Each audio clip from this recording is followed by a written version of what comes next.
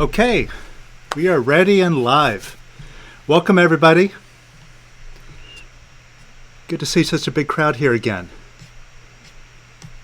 All right, so we have a very interesting evening. We're going to take a look at how to use our mind correctly. Now, a lot of you, I know, are familiar with Lester Levinson, but how many of you are new here? I know a lot of you are invited by friends and so on. Let me know in the chat if you're new.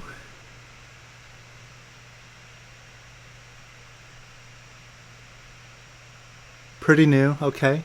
Yep, this is your first time, brand new. Okay, perfect. I'll give you a little bit of a background of Lester Levinson, and I'm also going to share a story of Lester Levinson. See, Lester, he was a master, a really high master. And I know a lot of you, you're familiar with various masters. Eckhart Tolle is another master. There's Yogananda, Ramana Maharshi, many out there.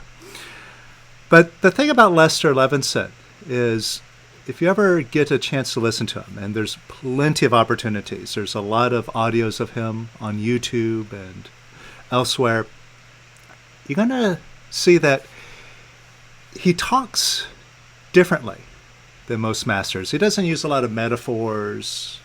He's not vague about anything. He's very direct and to the point. He just tells it like it is. And he's very blunt in his approach to self-realization. Just be that which you are. And he's given us a very simple and practical tool to follow his footsteps to being exactly what you are, to just being your beingness. And like many masters, if you have listened to Eckhart Tolle's story of how he evolved, he just kind of stumbled into it.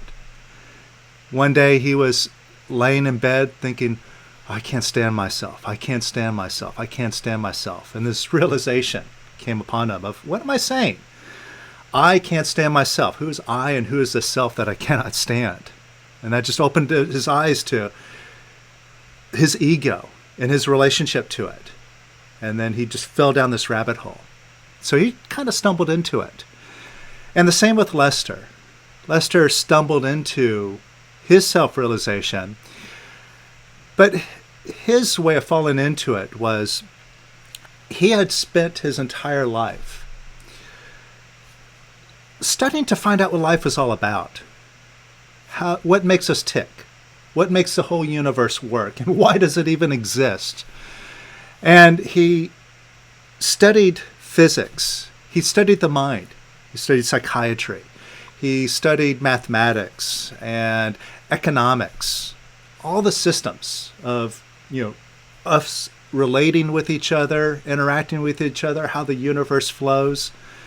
And he became very smart. He knew a lot.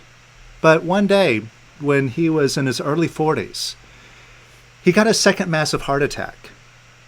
And this is back in the 1950s. So they didn't have bypass surgery, heart transplants, any of that stuff. So they said, sorry, Lester, you're going to die. And they give him about 2 weeks to live.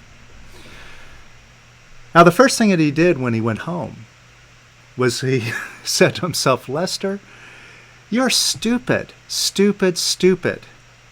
Because all that knowledge that he filled his mind up with was useless. I mean, it sounded nice. A lot of it was very sophisticated.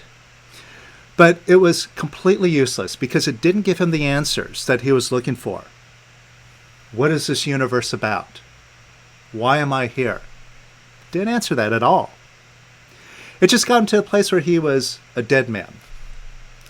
So seeing that, and seeing that everything he'd been doing his whole life wasn't getting him to reach his goal, being a scientist, he knew that, well, if this formula isn't working, I got to rewrite the formula, start it all over.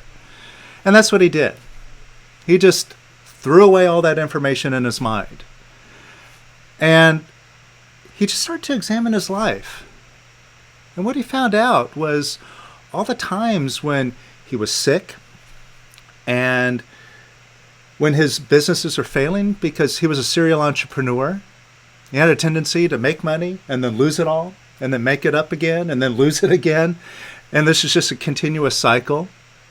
All the times when he was losing, right? Plus all the times when he was just negative and his relationships were bad. See, all these bad times in his life, he saw that there was a common theme going on in these moments in his life. That he was looking for his happiness. He was looking for love from the world. He was looking for the world to give it to him. Call it what you want. Call it respect, acknowledgement, esteem. When he was looking for it from the world, he was suffering, and his life was a tragedy. But he saw that in the times in which everything was great, like his businesses were on the rise, his relationships were nice and flowing, and his health was good. His body was fine. Those times in his life, he wasn't looking for love from the world. He was given it. Just given it unconditionally, without any thought of receiving anything for the giving. So he looked at that and said, wow, what if I now focus all of my attention upon letting go of my non-loving feelings, letting go of looking for my happiness in the world, and just give it, and just be loving, no matter what. What would that do? Now, he had nothing to lose. The doctors gave him 2 weeks to live. So he tried it out. And by going in this direction, he stumbled upon a natural ability that we all have to let go of our non-loving feelings. And you know what those feelings are. The anger, the hate, the fear, the guilt, the lust, the greed that we all have. These are feelings that we often fight with. We often see as things that get in our way, that interrupt our life, and we necessarily try to manage them, keep them at a certain level, or bury them so that they don't affect our life and they don't bother us. But how well does that work? You see, we've become very expert at suppressing our feelings, pushing them down, holding back our tears, holding back our rage. We go take a walk, go take a couple deep breaths, or we say to ourselves, some sort of mantra that'll calm us down. And, it has a very momentary effect, but what we're really doing is pushing down our feelings, right? Or what we often do if we get tired of continually pushing down our feelings is we just say, forget it. I want to run away from them. So we do everything that we possibly can to distract ourselves from our feelings, which includes working really hard. So we keep ourselves busy, keep some project going, so we're always focused on that, always paying attention to it. Or we distract ourselves in other ways, by staying on our phone constantly, right, until we run the battery out. Or we watch television. Right now, as we're staying at home and self-quarantine, a lot of us are burning through our Netflix catalog, right? Why? We're at home, got nothing to do, so we got to fill up our time with something. We got to distract ourselves. How many of us here are finding that we're doing this to some degree? And this is to the degree that we're running away from our feelings. And the other thing that we do, and some of us may have found ourselves doing it already here under lockdown, is we get so agitated because we're pent up, we can't do what we want to do, and we might find ourselves expressing ourselves, taking it out on our family, or just feeling really agitated, like we just want to jump out of our skin. See, after we've been holding down our feelings so much, they just want to explode. It's like a pressure cooker that builds up too much steam and the valve blows, right? So we shoot our mouth off, we yell, we cry. And what does that accomplish? We feel bad, we feel guilty, and then we go right back to suppressing, right? So what Lester discovered is a completely different way to dealing with our feelings that we deal with every day in a very direct way, a way that actually works, a way to just let go. And it's a natural ability that we all have to just let go.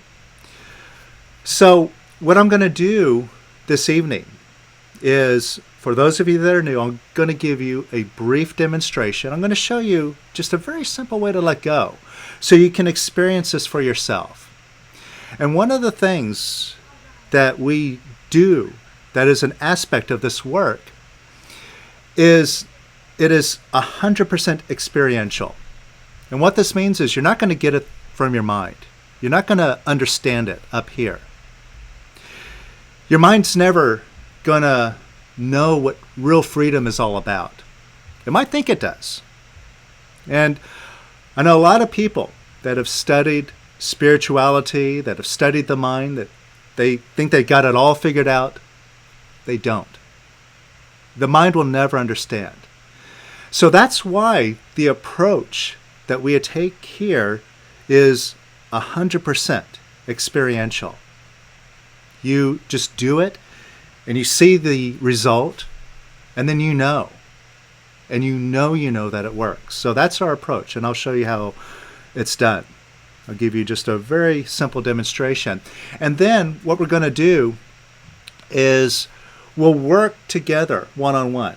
So for those of you that are encountering a problem, you have something that is troubling you right now, we can work together. I'll show you how to get that trouble out of the way so you can see a clear picture of how to move forward and create what you really want. And that's what we're going to really focus on as we do our work, is I'm going to show you how to control your thinking, really control your mind, and have it focus on exactly what you want, because the mind is a creative instrument. And I'll show you exactly how that works. But the mind is creative.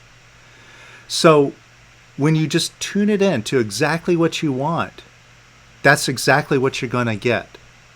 Now, a lot of times we think we're holding in mind what we want, but we really aren't. We're actually holding in mind the opposite. So I'm going to point that out, and so you're going to see how to turn that around and hold in mind only what you want. So we're going to work together on this, and then at the end of the session, we're going to do a nice big cleanup. Because, well, I call it a cleanup. It's a guided meditation. It's kind of cleaning up your consciousness. But what it is it's an experiential journey where you can start to see who you are. And you can see your relationship to your mind and your ego. And you can see your relationship to the world around you. And you can see it's a completely different picture that you are in charge of. And it's one where you experience total freedom. You're not bound by any limitation. And you're going to just get an inner knowingness coming from deep within you that says, yes, I can. I can move through this scary situation that we're in and come out flying. Right? So at the end of this, we're going to go deep into this experience. All right? So this is an outline of what we're going to do tonight. All right, now first, I want to share a quote from a master that I mentioned before, Yogananda. And a lot of you have heard of Yogananda. He's a very popular yogi that came over from India to the United States to share meditation, and he started a big organization called the Self-Realization Fellowship.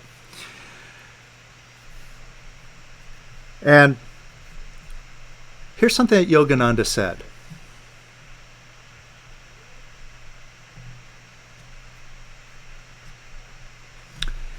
Imagination is a very important factor in creative thought. But imagination has to be ripened into conviction. You cannot do that without a strong will. But if you imagine something with all the power of your will, your imagination will be converted into conviction. And when you can hold that conviction against all odds, it will come true. And his master, Master Sri Yukteswar, used to say to him that if your will is strong, whatever you imagine will be created for you. It is a fact. Now, this is a very powerful statement.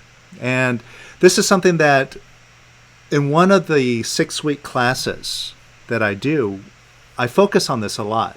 There's a class that we do called the Conscious Creation Master Course. And we're going to get a little taste of that here this evening as we explore how the mind works and how to hold in mind what we want. But I use this as an example.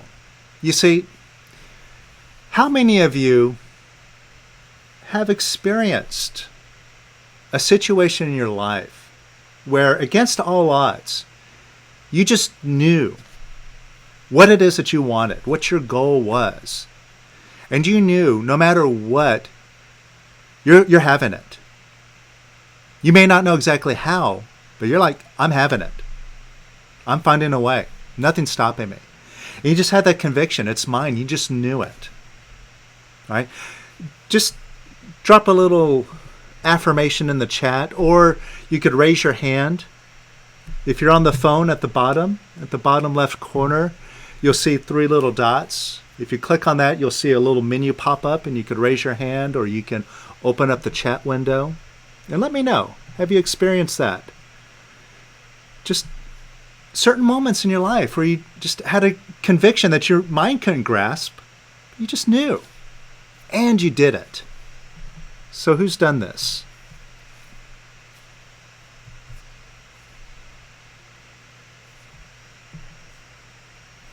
All right. So again, lots of yeses. So you all know what we're talking about here. And I'm not really sure yet. Yeah, and that's okay. All right, but we see a big common theme here. A lot of yeses. Okay, good. You see, where Lester's coming from, where all the masters are coming from, is that you, I, all of us, we're all the same. We're all unlimited. We're all masters. That's where a master is coming from. A master only sees perfection. A master is coming from you or me. Right? So here we are. Now we're seeing it echoed amongst a whole community of us here, saying, yeah, I've experienced these moments of mastership. We all have. Even if you're not so sure. I know you have. Right? Now, I'm going to share a little story from Lester. Because what Lester always pointed out is examine your thinking. What is it that you're really holding in mind? You see, if you are focused on problems, and right now there's a lot of problems to focus on. There's the virus that's going around, could get sick. Loved ones could get sick. There's a problem with all the businesses shutting down, the economy stopping. Some of us, we've had to take a cut in our pay, in our business. Some of us, we've had to been laid off, and we're not sure, how quick things are going to start rolling back. What they're talking about now is that the curves are flattening, so we're starting to see a light at the end of the tunnel. But there's still a bunch of problems that we have to overcome here. Now, if we get involved with problems, we're holding in mind problems. The more we try to fix the problem, the more we create problems. And that's because of the way the mind works. You see, the mind, it deals only in pictures. Only in pictures. And the example that I always give is, if I say don't fall down, what do you get a picture of? Falling down, right? The mind doesn't process the words not or don't. It just goes straight to the picture. Like if I say, don't think of a monkey, what happens? You already get a picture of a monkey. Whatever a monkey looks like to you. Your favorite monkey just pops right into your mind. Even though I said, don't think of that. And if I say the word table, you don't spell out the word table, you get a picture of a table. So the mind only deals in pictures. And that's really important to pay attention to. Because when Lester says, examine your thinking, and you're looking at a problem and going, how do I fix that? What are you holding in mind the whole time? What is your picture? It's either the problem, or it's a picture that you're in progress, that you're working on the problem, and it becomes this forever job. You're not really picturing the solution. You just focus on, that thing has to change. And that's why these problems seem to stick around, or they seem impossible to overcome. Now, Lester's very simple. He says, just hold in mind perfection. Just hold in mind the purity of who you are. I am. Go for that. Don't try to fix your mind. Don't try to resolve all of your programs. Some of us get so wrapped up in, okay, I've got this long-standing perfect program. And we talk about it. It's my perfect program running again. And it's this forever job of overcoming it. And Lester says, no, just see who you are. Focus on your beingness. The mind goes quiet.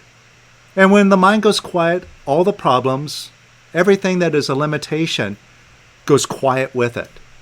Do that. Now, for most of us, that's very difficult to do. And that's why we have this step-by-step way of eliminating all the stuff that is really getting us to hold on to the problem, so we can just get that out of the way. And then it's easy for us to see who we are. Now, I want to share the story of Lester. I'm going to put his picture up here. You can see how happy he is and the love that's just beaming out of his face. See, that's the look of perfection. That's how you feel when you see everything is perfect. And it is. Now, Lester, as he was learning how to let go of his negativity, his life was getting better. His heart attack went away. All of his other illnesses went away in 1 month. He completely cured his body. And he went on to live another 40 years, even though the experts said they only had weeks to live. And he kept letting go. And he found that just by letting go, he could just focus on abundance and create abundance without having to work for it. And he became a multimillionaire. Just by holding in mind, I'm a multimillionaire. And being a scientist, he was always out to prove, to demonstrate. It's not what I say, it's what I can do. And one of his ways of proving it one day. He said, let's really demonstrate this. So he decided, he was living in New York at the time, he decided to go to Los Angeles with no money in his pocket, to just walk out the door with no money, and knowing, see, like Yogananda said, he had an absolute conviction that he was going to Los Angeles. So he just walked out, determined. He's going to the airport. And as he's walking down the street, he bumped into a friend that said, Lester, I hadn't seen you in years. Here's the money I owe you. And it was enough to buy a plane ticket. So he got on the plane. He arrived in Los Angeles. I think he arrived in Burbank Airport. And as he was picking up his bag from the carousel, he bumped into another friend. Oh, Lester, so good to see you. I'm just leaving town. But if you want, you could stay at my place. Have my keys. Handed his keys over to Lester. So Lester had a place to stay. Then he was hanging out at his friend's house in Los Angeles, meeting with another friend. And Lester in his mind was thinking, in Los Angeles, it's so spread out, you really need a car to get around. And as he was talking to a friend of his that he invited over, his friend said, hey, Lester, do you have a car to drive around in? Here, have my car. Without Lester having to say anything. And so everything just fell right into place, right when he needed it. And then one day he decided to go back home, back to New York. He was there, I don't know, probably a couple weeks or so. And when he decided to go back, he just went back to the airport, said, okay, well, I'm going to go back home. And he found that the flight that he was looking to get on was overbooked. It was oversold. So he was on standby, and he was in line to take any available seats that might be open. And it turned out that there were 2 seats available, and there was one person in front of him, and there was him, and then there were people in line behind him waiting for those available seats. So they picked the first person, gave him a seat, and when it came to pick him to get that last second seat, the gate agent reached right behind him, right past him, and grabbed the person behind him and gave him the seat, like he was invisible. Now, Lester wasn't into problems. He wasn't into, hey, that's not right. Let's fix this. Let's change this. He saw what happened, and he was like, that's perfect. He didn't know why. He didn't have any sort of agenda. He just decided it's perfect. And right away, the gate agent had realized what they had done. And they're like, oh my gosh, I'm so sorry. And the other person was already on the plane. They said, well, you can't really pull the other one off. Yeah, I'm really sorry about that. And Lester's like, no, don't worry. So he just held in mind it was perfect. And what happened is that he got onto another flight, which back then was a very rare flight because it was a nonstop flight across the continent from Los Angeles to New York. So, whereas the original flight had to stop in the Midwest along the way and have a layover, so he actually got home faster. And he had a direct flight, so it was actually better. And that is how he lived his life. See, he never dwelled on the problem and trying to fix it or change it. He just held in mind that it's perfect. So how do you get to a place where you can really hold in mind it's perfect? Because I know a lot of us, we've experienced like trying to fake it.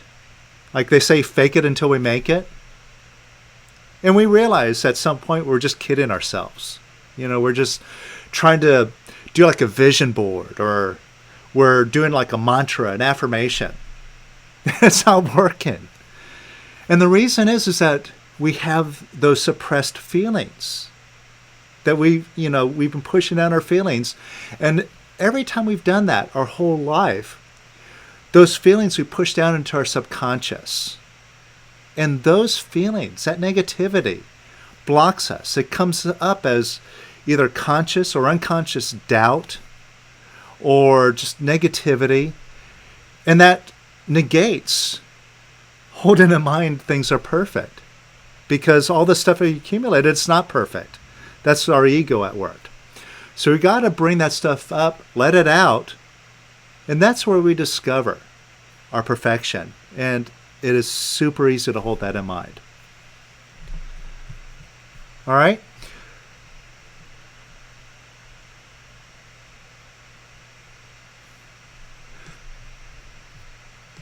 Okay, so I'm going to give you a quick demonstration of how to get started with what we're doing here. So what I want you to do is think about a problem that you're facing right now. Think about a situation that you want to resolve right now. You need an answer for.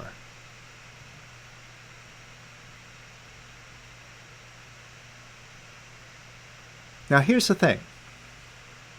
What I've said before is the mind will never get any of this stuff. And all our mind is just this voice in our head that gives us a bunch of information. It's always talking to us, telling us about this thing and that thing. And all the stuff that it tells us is everything that it absorbs. You see, the mind is just a recording and playback machine. That's it. It records things and it plays it back to you. So if you're trying to imagine or figure out a solution to your problem, your mind's just going to give you a bunch of junk, stuff that really isn't helpful. If it was helpful, you would put it into action, you would do it, and the problem would be resolved. But right now, you still have the problem, so obviously your mind doesn't have the solution. It has a bunch of noise, but not a solution. Now, the mind won't undo the mind. You have to go into your feeling center here. This is where you can undo the mind so you can see what's beyond it. All right? So I'm going to show you how to do it. So think about what it is that's a problem that you're facing right now. Now, as you're thinking about it, what I want you to do is close your eyes and put your head down towards your stomach or chest. This will just bring your attention to your feeling center here. So you can just be aware of what you're feeling now. And when you're thinking about this problem, notice if there's a contraction, kind of a clenching feeling in your stomach or chest. You notice that? Kind of a grinding, sort of a feeling, clenching feeling. You feel that? Now what that is the feeling of you holding down your negativity. And so you don't like the situation. And it might bring up fear, it might bring up frustration, which are feelings that you don't like and you're holding them down. And that's why you feel that tight, clenching feeling. Now, to resolve this, open up an imaginary window or door right in front of that, wherever you feel that tightness, that contraction. Just open up a window or door right in front of that energy. And just imagine that energy now moving right on out the door. Just imagine it leaving. It's just energy. And whatever it looks like to you, you might see it as smoke or light or inky clouds, fog billowing out, whatever. There's no wrong way to do this. Just whatever it looks like to you. Just imagine that energy just going right on out the door.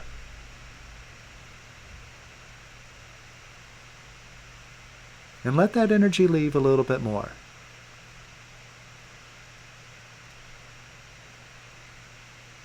And a little bit more. And a little bit more.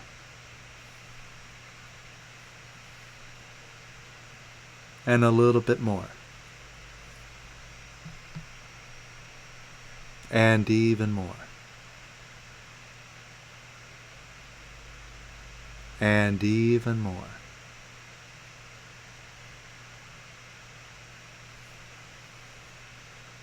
And let it go even more. Just let that energy leave. It's just energy. It's not good. It's not bad. Just let it pass through. Just allow it to leave. And even more. And even more.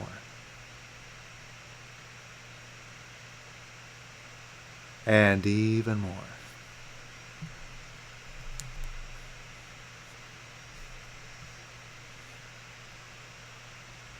All right? Now notice how you feel now. Just notice if you feel a little bit lighter. That's all we're looking for. Just a lighter feeling. You notice that? Let me know in the chat if you notice a difference.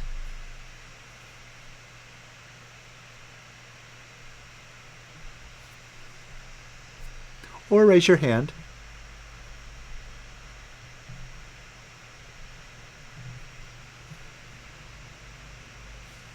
Okay.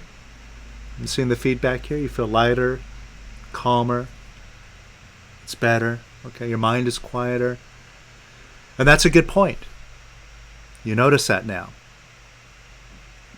You see, when you're thinking of the problem, your mind's very activated and it's very noisy.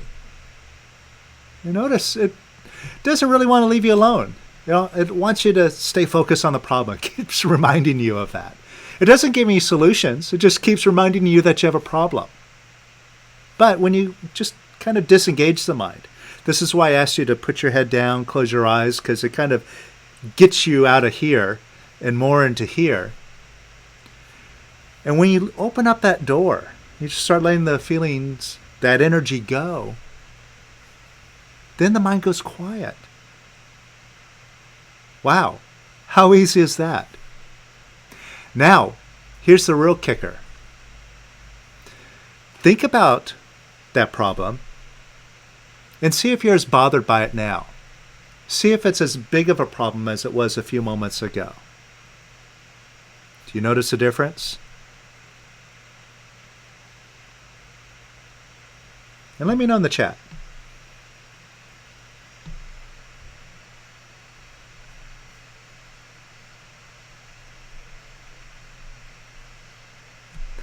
Okay, and also let me know if you don't feel any difference. I see one person said that they don't feel a change.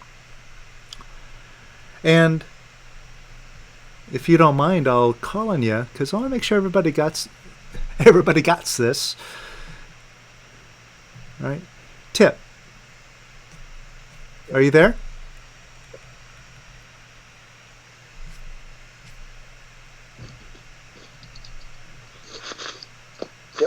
Okay. All right. So, do you have a problem? Yep. I'm assuming, right? Okay. So we're going to do it a slightly different way. Now, this problem, does it have you worried, or does it have you more frustrated? Both. Both. Okay. And which is bigger, the worry or the frustration? Now the worry. Okay, we'll do both of them. We'll start with the worry. Now, on a scale of 0 to 10, 10 being the most worried and 0 being the least worried, where are you? 5. 5, okay, good. Now, can you see that when you catch yourself worrying and when you feel that worry, the fear, that you don't like the fear? Mm-hmm. I mean, it's not a great thing to have with you. It's like, ugh, I don't want this. Get this out of here. Right? So when it comes up, basically you say no to the fear, right? Right. Now, when you say no to the fear, does that make it go away? Nope. No. No, it just stays and it festers and it builds. So if saying no doesn't work, we're going to do something different. Would you be willing to do something different?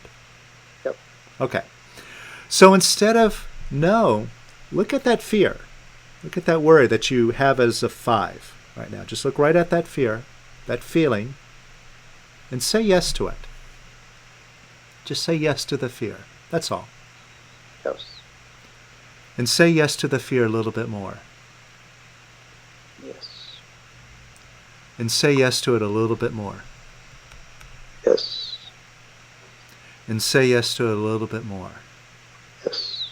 And just say yes to the fear. Just the feeling. That's all. Don't worry about the situation, the story. Yep. Just the feeling. And say yes to the fear even more. Yes. Yes. And say yes to it a little bit more. Yes. And say yes to it a little bit more. Yes. And a little bit more. Yes. And even more. Yes. All right? Now, measure yourself again on that scale of 0 to 10. Did you move? I think it's 6. So it's coming more. Okay, so the fear's coming up, right? Yep. It's getting bigger. Okay, say Yep. yes to it. Let it get bigger, right? Let go of holding it down. Let it come up. And just say yes to the fear, Yes. right? And say yes to it a little bit more. Yes. And say yes to it even more. Yes. And say yes to it even more. Yes. And even more. Yes. And say yes to it even more. Yes. All right? And where are you now? It's a little bit better. Okay, so now it's going down. Mm-hmm. Okay, good. So now, so you're letting go of a little bit of it. And you see how easy this is? Before, you didn't like it, you said no to it, and it didn't go anywhere. But now, just by saying yes, you see a little bit of an improvement. Mm-hmm. Right? So now you're moving in the right direction. You got the energy flowing. Now, instead of holding down the rest of the fear, can you allow it to arise? So you already have some energy flowing. Just let the fear come up. Let go of holding it down. Yep. Right? Yes. And just let it pass through. Get out of the way. And let that fear leave. You can open up that imaginary door and just imagine that fear's energy moving on out the door. And let it leave a little bit more. And do you Yes. feel it leaving? Yes. Yeah. See, that's it. That's why I said it's experiential. It's like riding a bike. You can explain it, but it's a whole different story once you actually do it. Right? So now, welcome up some more. Let go of holding down the fear. See, we all have gotten really good at keeping our feelings down. And now we have to kind of reverse our tactic. Right? So just allow it to arise. And let yourself feel it. It's just a feeling. It's not going to bite you. Let it come up. You might feel it as it passes through, but just let it come up and pass through.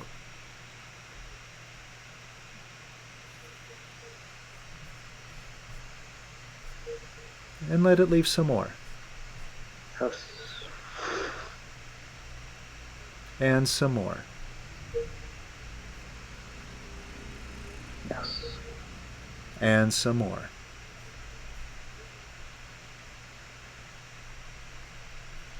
Yes.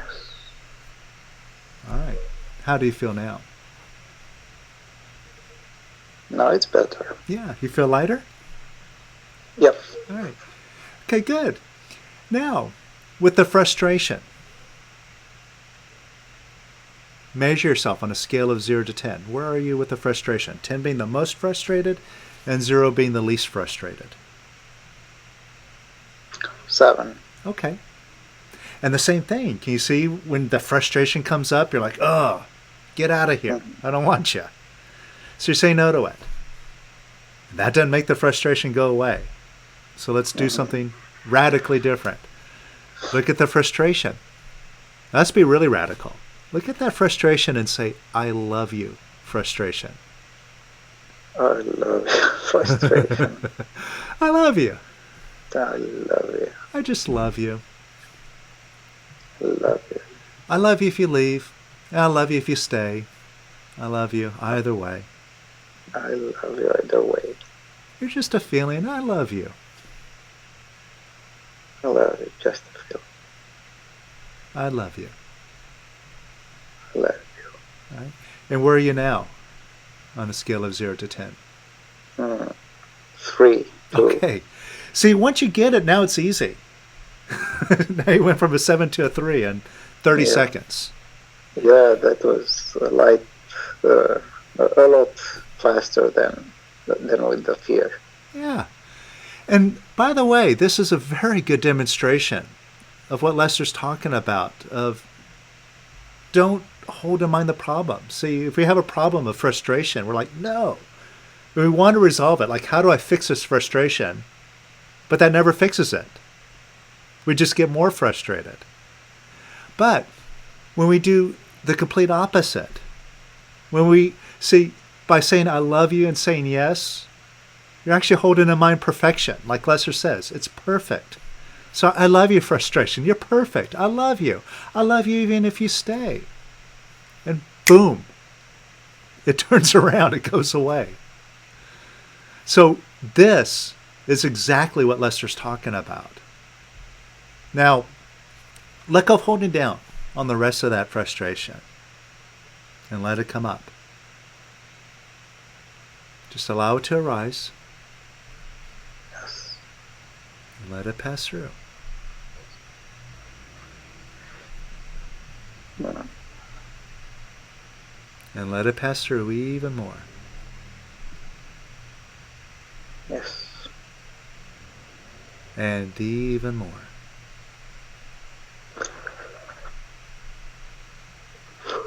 Yes. All right. How do you feel? A lot better. All right. Good. Perfect. All right. So you got it. All right. Wonderful. Thank you. Thank you.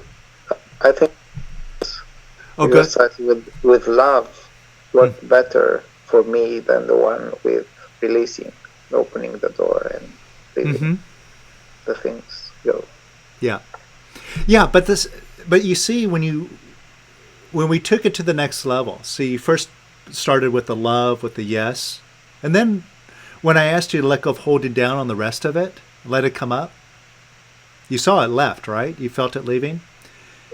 Right, so that's what we were doing originally. It's kind of the same thing. I just kind of tricked you into doing it.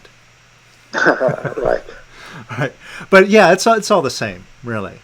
And what it is, see, what you just did is proof now that you have a whole nother way to deal with these feelings. You don't have to fight with them anymore. You don't have to hold them down, suppress them. You don't have to run away, hide from them, distract yourself from them. You could just let them go. You don't even have to express them anymore. Just drop them. And you see there was no problem, right? Nothing to be afraid of, nothing to be frustrated about. And your whole picture changes. And we'll get into this a little bit more about how the mind works. All right, good.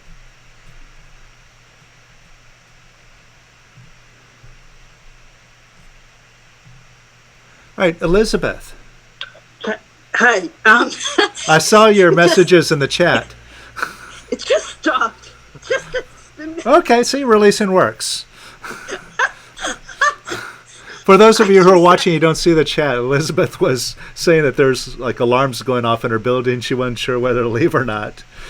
But she was like, well, I'm just saying yes, I'm releasing. And then they stopped.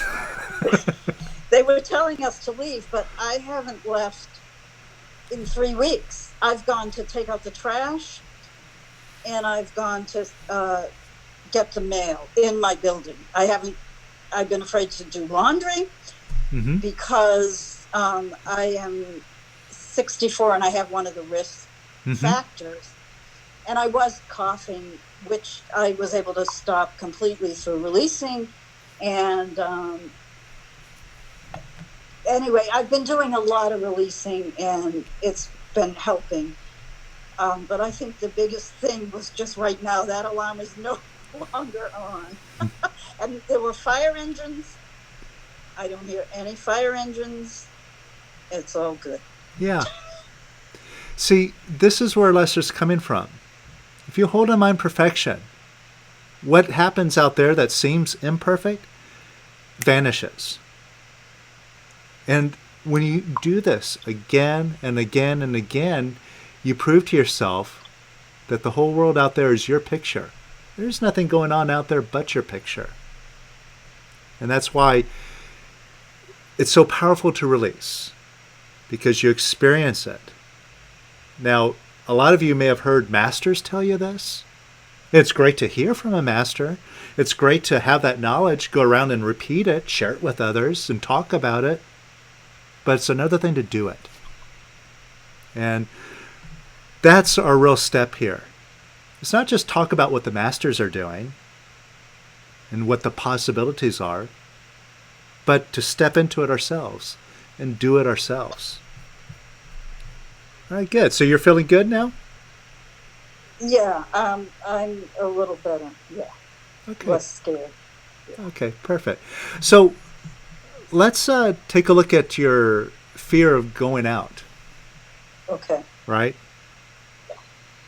Now, I'm not telling you to actually do it, but look, what do you have to lose in letting the fear go? Well, here, this is my thinking, so my mind talking to me, and it's saying, well, if you have the virus, you're going to give it to other people. So it's mostly that. And also, if you don't have the virus, why go out and contact it? So that's what my mind is telling me. Yeah.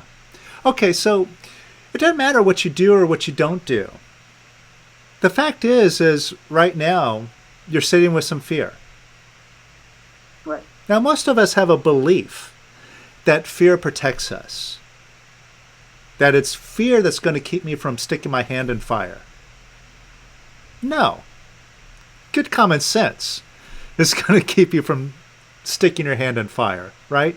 Just simple clarity and mental discrimination.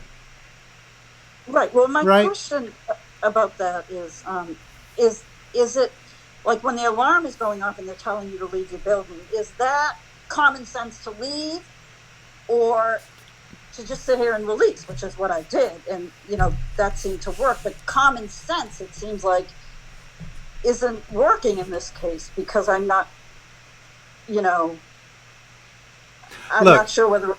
Okay, look. You chose to release, Yes. right? And look at Yes. the result that you got. Now, what was it that told you to release?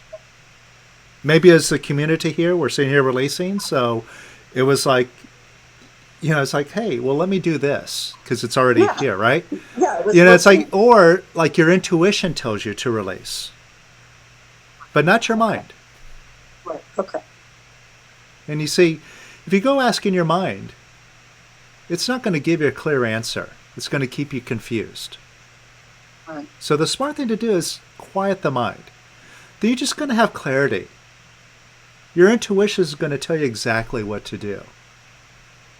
Your intuition could even tell you you're safe. You have nothing to worry about. And when you have no negativity, you're going to feel like what Yogananda was talking about, where you just have a conviction. I know I'm healthy and safe. And it's not being stupid. You see, there are people that try to do it mentally. Like there's this NBA player last month before they shut everything down. They were doing a press conference. And he's like, oh, I ain't afraid of no COVID.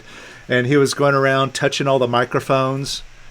And then they found out later today that he was infected. Right? Right. So it's not about being stupid. But when you just have that inner clarity, that conviction and knowingness that is completely positive, beyond the mind, that's something different.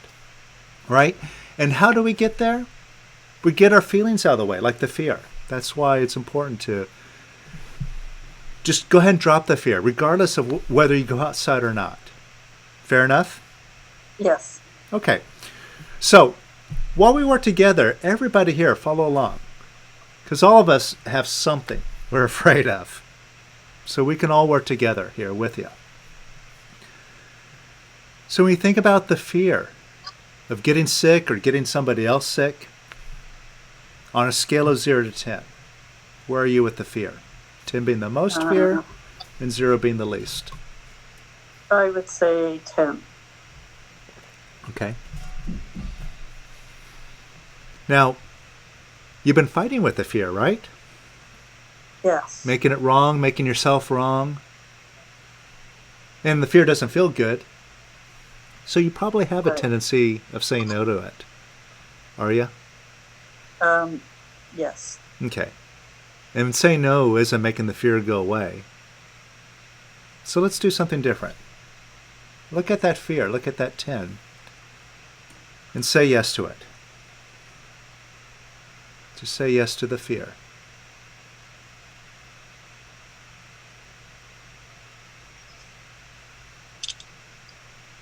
And could you say yes to the fear a little bit more? Yes.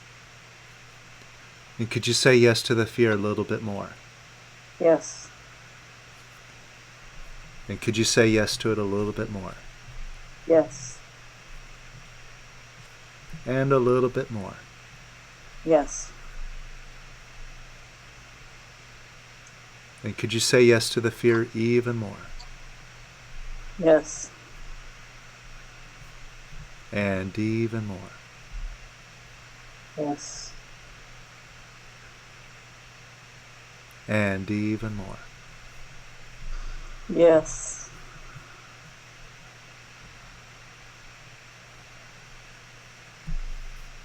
And where are you now on a scale of 0 to 10? Did you move? Yeah, maybe it's a 6. Okay, good. Now take a look at the 6. Look at that fear that's at a 6. Go right at it and say, I love you, fear. I love you, fear. I love you, fear. I love you, fear. I really love you. I really, really love you, fear.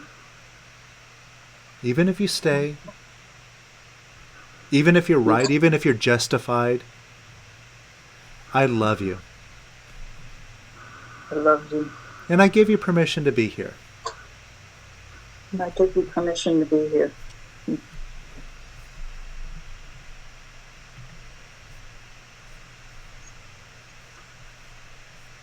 Right. Where are you now? Did you move even more? Yeah, it's definitely leaving. I've been having trouble with visualizing, with opening up and visualizing. Okay, don't worry about that. You feel it leaving, right? You can Yeah. feel it leaving? Good, just feel it. Now let go pushing down on it, right? Because you can feel that too. Part of you's Right. still holding it Right. down, Right. right? Now let go of holding it down. Just allow it to arise. You don't have to visualize it. Just allow it to come up. And allow it to pass through. And just open up and let yourself feel it. Just a feeling. It's really no different than any other feeling, like it's hot or it's cold. Just a feeling. Right? So just let yourself feel it. Let it come up.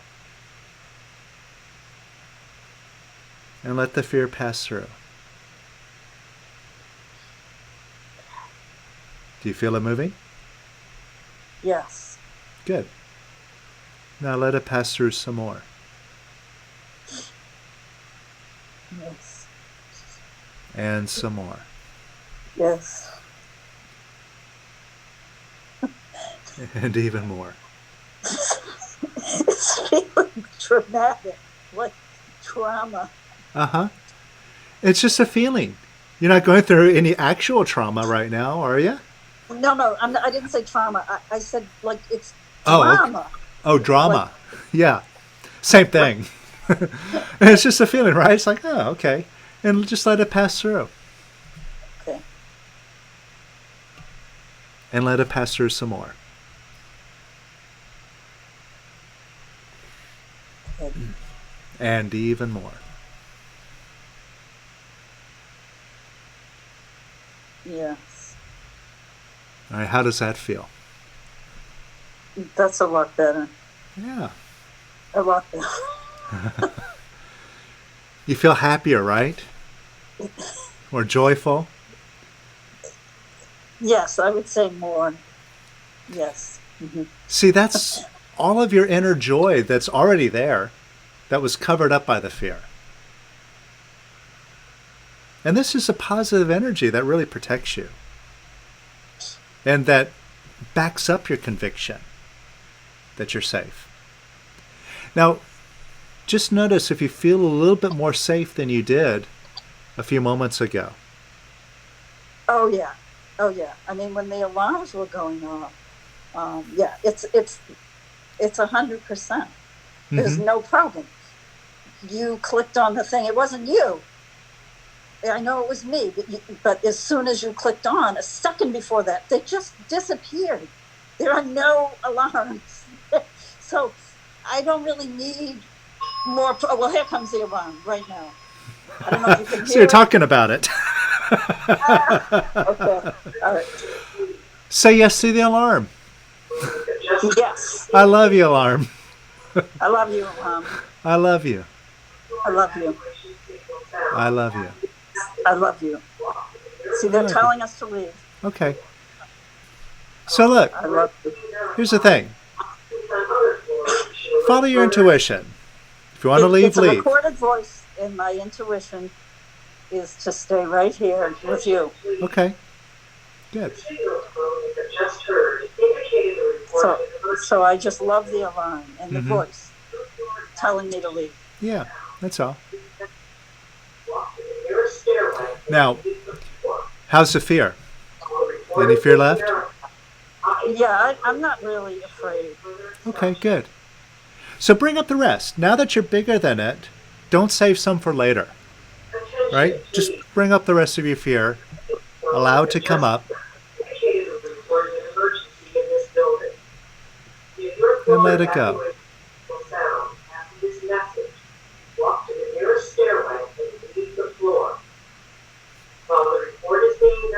And let it go even more. And how do you feel now? I'm just releasing. There's the signal tone. Okay. I'm going to go ahead and mute you now. Huh? I'm going to go ahead and mute you here. But keep releasing. And if anything comes up, you need anything, let us know in the chat. Okay, All right? But thank you're doing you. good. All right, thank you Keep so letting the much. fear go. All right. Good. All right. I want to point out something here. And this is a good example of how the mind is creative. You see, Elizabeth, she just shared the story about how when you release, the whole picture changes.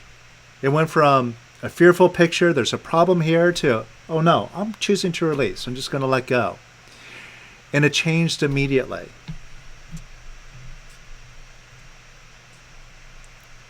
So I'm going to read a couple things from Lester.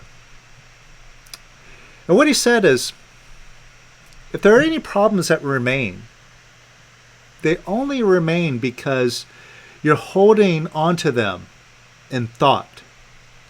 The moment you let go of them, they're gone. If you tell me that this isn't so for you, that isn't true. The truth is, you're still holding on to them, telling me that it doesn't work. Now, trying to get rid of a problem is holding on to it. Anything that we try to get rid of, we're holding in mind and thereby sustaining the problem. So the only way to correct a problem is to let go of it. See not the problem, see only what you want. If you would only from this moment see what you want, and that's all that you would get, only what you want. But you hold in mind the things that you do not want. You struggle to eliminate the things that you don't want, thereby sustaining them. So it is necessary to let go of the negative and allow the positive to be positive. You're just going to find you're going to have a happy life.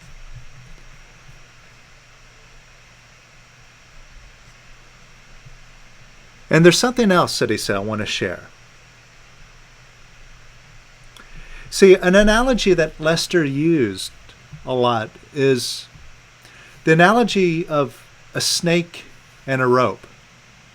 If you're walking through the darkness, and in the darkness you see like a fuzzy shadow that looks like a snake coiled up, and you're afraid, you're like, oh, I better not go close to that. That's a snake. It's going to bite me. Well, you don't realize that it wasn't actually a snake. It's just a rope. You mistook for a snake, that you mistook for a problem, and thereby it was a problem. You didn't know the difference, right? So here's what Lester says about this snake in the rope idea. We see a rope on the road at dusk. We think that it's a snake. The moment we think that it's a snake, we're very involved in fear and want protection from this snake. There's quite an involvement so long as we think that it's a snake. Now the reality is it's a rope. The illusion is the snake. And that is compared to the world. The world is the snake. The reality, the rope, is just beyond it and is the basis for it. So long as we keep looking at the illusion of the world, we do not see the reality of it. It requires getting quiet enough with oneself to see the reality. The basic reality being, I am that I am. We are that infinite being of the world. And what is required is quieting the mind enough so that this infinite being that we are is self-obvious. And this is what Elizabeth just demonstrated, right? You just let go of the problem. Let go of holding on to the fear. Just let the fear go, and the problem disappears. The whole picture changes. And it's not like you have to put anything in. You don't need an affirmation. You don't need a vision board. You're already positive. The infinite being is already there. You're just looking away from it. You're looking at the illusion, the problem.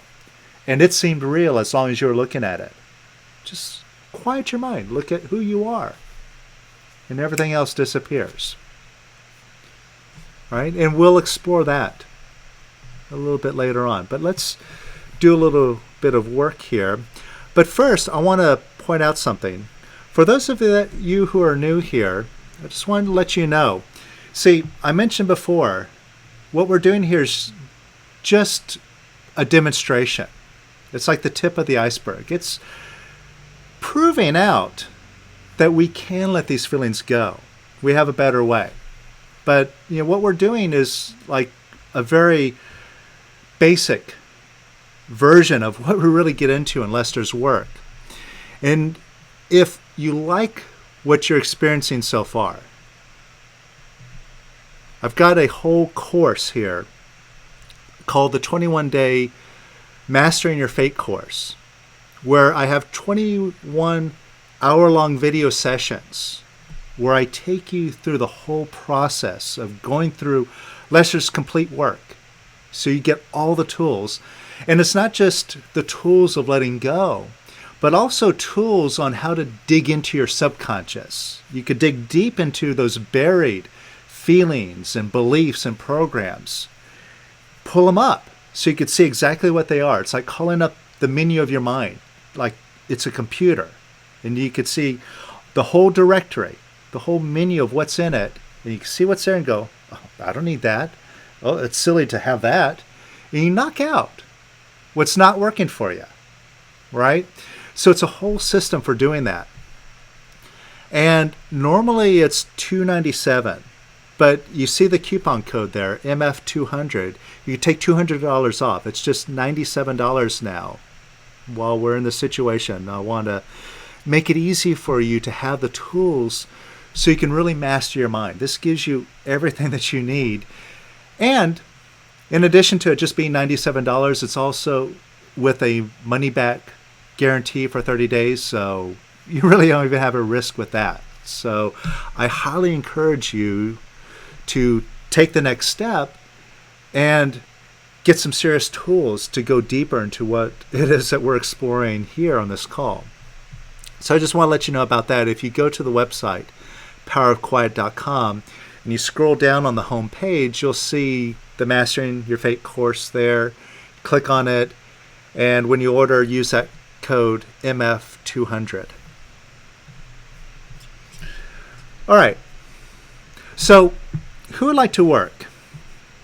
And let's focus on your goals, because we're in a pretty peculiar situation here where we've been forced to kind of shut down our life, shut down our business, shut down our work, most of us, or at least reduce it. It's kind of like hobbling along, working at home. And a lot of us had some big plans this year. You know, we're going somewhere with our life and it's been interrupted. So you may be wondering, well, how do I best get back on track and make the most out of this situation? So let's focus on this. Oana, Hi, Chris. how are you doing? I'm fine. So what is your goal? What are you looking to have come out as a good experience from this situation? I want to be in peace with my mother, because she's away. She's no longer staying with us, and we explained to her that unfortunately, due to the restriction we have in Romania, we won't be able to join her for the Easter. Mm-hmm. And she's very upset, and she tries to put pressure on me, Okay. and I'm not very comfortable with that. Okay. All right. So you have a problem there, right?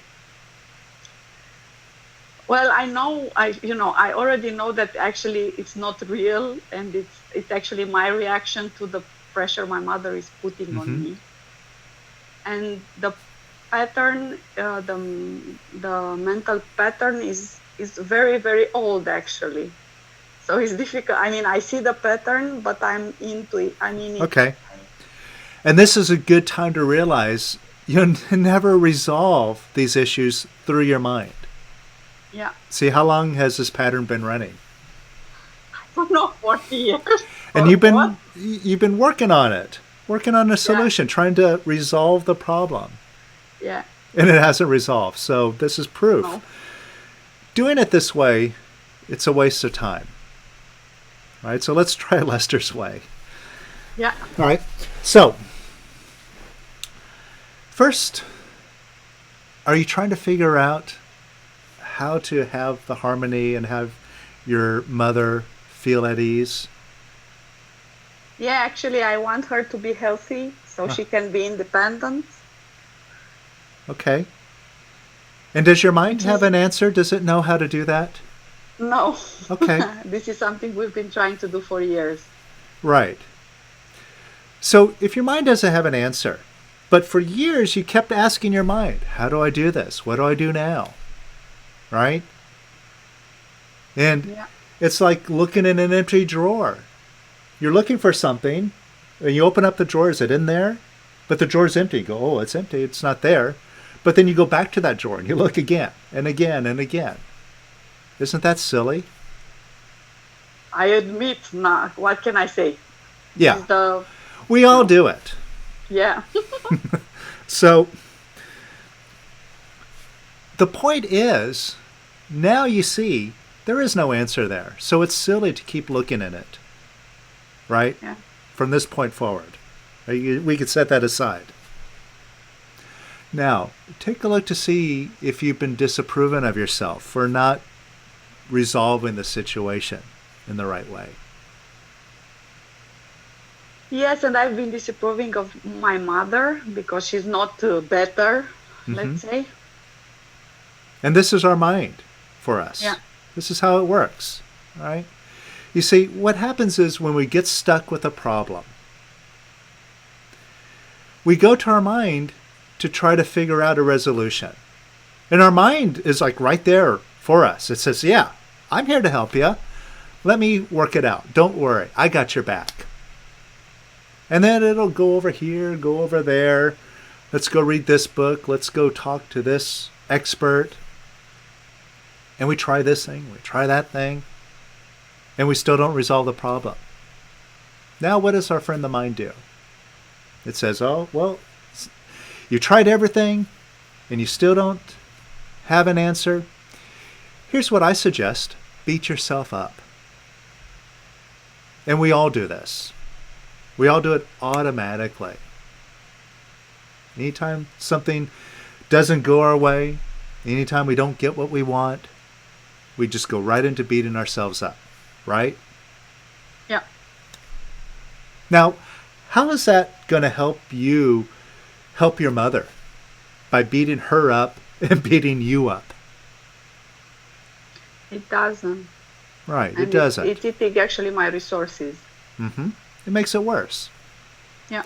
Now, who's doing that? I'm doing that. Okay, and that's good news. Because if you're doing it and it's not resolving the situation, now you can make a decision. I'm going to be positive and love myself, or I'm going to be negative and beat myself up. What do you decide? To be positive and love myself. Good. So now, and see, it doesn't matter what you did in the past. Now is when you have the clarity. Now is when you're making the decision. Now is all that matters. And now, could you let go of beating yourself up? Da. Yes, sorry. I understand, Da. Could you let go of beating yourself up a little bit more? Yes. And could you let go of beating yourself up a little bit more? Yes. And a little bit more. Yes. And could you let go of beating yourself up even more? Yes. And even more. Yes. And even more. Yes. And could you let go of disapproving of yourself? Yes. And could you let it go even more? Yes. And even more. Yes. And even more. Yes. All right? How does that feel? I'm more neutral. I'm not attached, so attached. Yeah, it's better. We're Yeah. moving in the right direction. Now, could you let go of disapproving of your mother?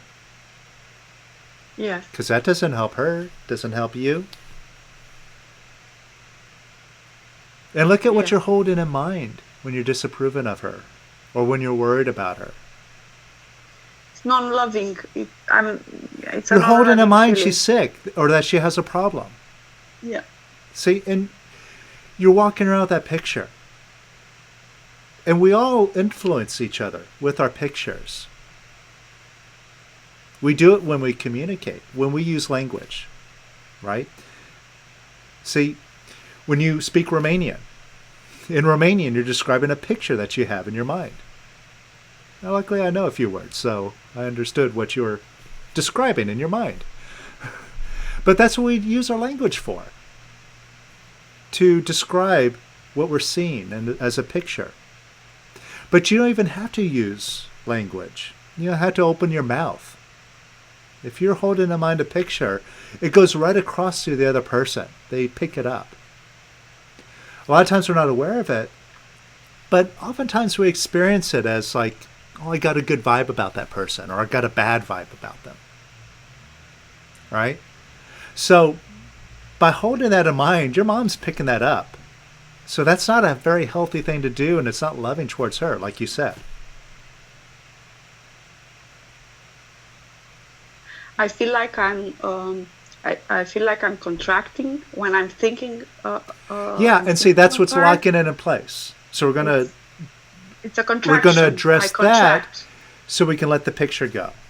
You got it? Yeah. All right. So first, could you let go disapproving of your mother? Yes. Could you let go disapproving of her some more? Yes. And a little bit more? Yes. And a little bit more? Yes.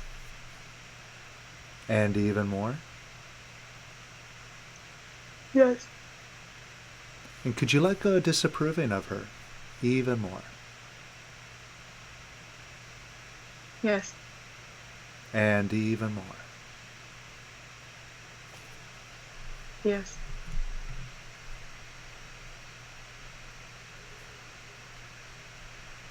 And how does that feel? There is still a tension, but it decreased. Mm-hmm. Okay. Where do you feel that tension now? I feel it in the upper side of my body. Okay. It's like a block of tension. It's Okay. So open up a a door, lot right? of layers. Open up a door right in front of that. Right where you feel it. Yeah. And now let that energy start moving on out that door.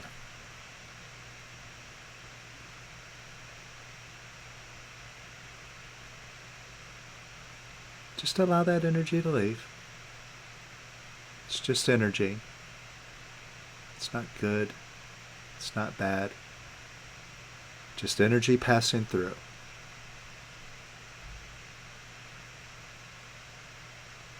And let it pass through even more. And even more. And even more.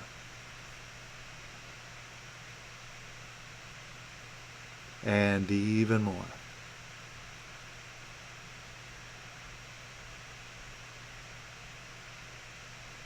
And let it pass through even more. Do you feel it moving? I feel that. Sorry. That it's a lot. Okay. So what? Is it moving through? I feel it so much that I don't know if it's moving or not.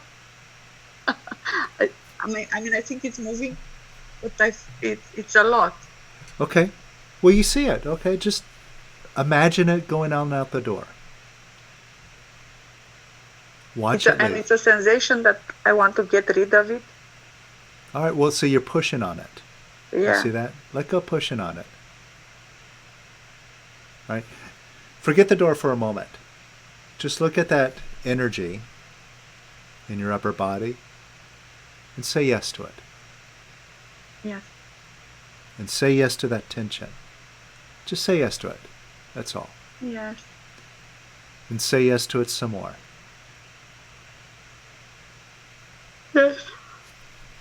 And say yes to it some more. Yes.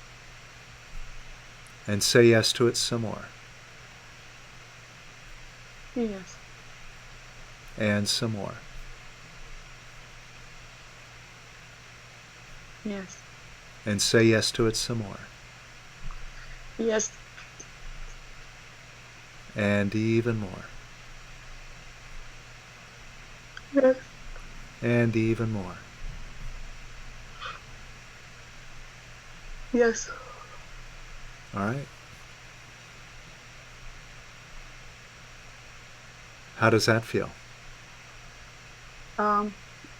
It's quiet. I'm relaxed. All right. How easy is that?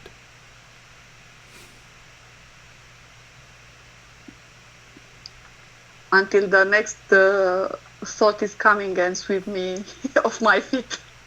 Well, look, you're better off than a couple years ago before you started to learn how to release, right? Haven't For you sure. approved? Yeah. So if there's more, and these feelings, this negativity, it'll come up in waves. Sometimes they'll completely knock you down. So what? Sometimes you find yourself like, oh, I completely stopped. I'm totally jammed up now. I even feel sometimes like I even forgot how to release. I can't even do it anymore, not even if I wanted to. But once you start doing it again, it's like riding a bike. So I mentioned that earlier. It's like riding a bike. You can't explain it, you just do it. It's only by doing it that you know, oh, I can do it. But once you rid the bike, even if you stop for a while, you might be afraid to get back on again, but once you do, it's like, oh, wait, oh, this is easy. You just do it and you're right back in the motion of it again, right? Yeah. Yeah. So you have waves of stuff come up, but you know what to do with it. So you got to empty yourself out. Here's the thing. Yeah, I mentioned earlier how, we spend our whole life pushing down our feelings, suppressing them. And every time we suppress a feeling, we accumulate it. That's why before we learn how to release as we go through life, we get heavier and heavier year after year. And we feel like we're more limited, more set in our ways. And that's because we accumulate more and more negativity. And the negativity fuels our thinking, which is always critical, it's always judgmental, always problematic, and it just gets worse as we go by.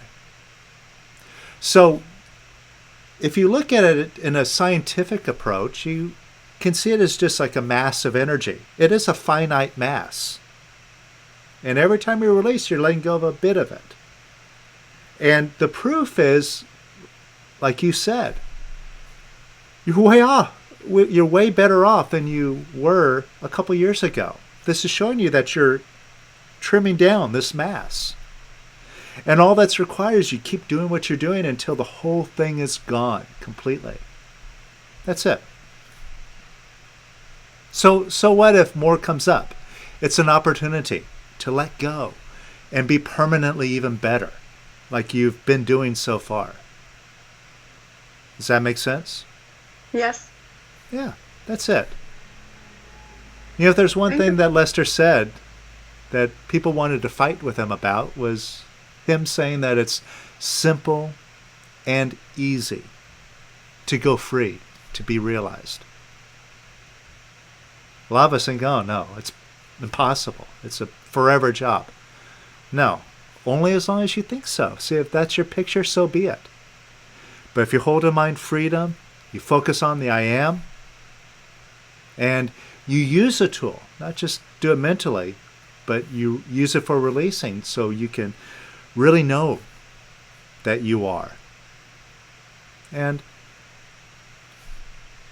right away, you're there.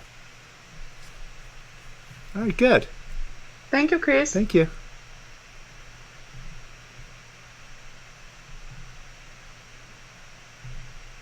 All right, Alex.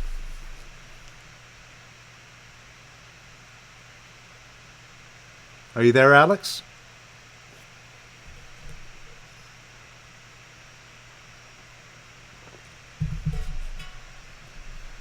Okay, maybe I'll try you a little bit later. Jim. Hello? Hello. Can you hear me? I can hear you. I want to release on reassurance. Like when I release, I can release one day, but next day I just cannot. And the thoughts come to my mind that I didn't do it right. Maybe I didn't release it right. Okay. I'm not doing it right. Okay. Can you see that you're getting trapped in this figuring it out spin? Where you're trying to Yeah. figure out why am I not able to do it day after day? And then right Yeah, and behind then I that, catch myself, but yeah. still it happens. Well, yeah. See, it's a habit. How long have you been doing that?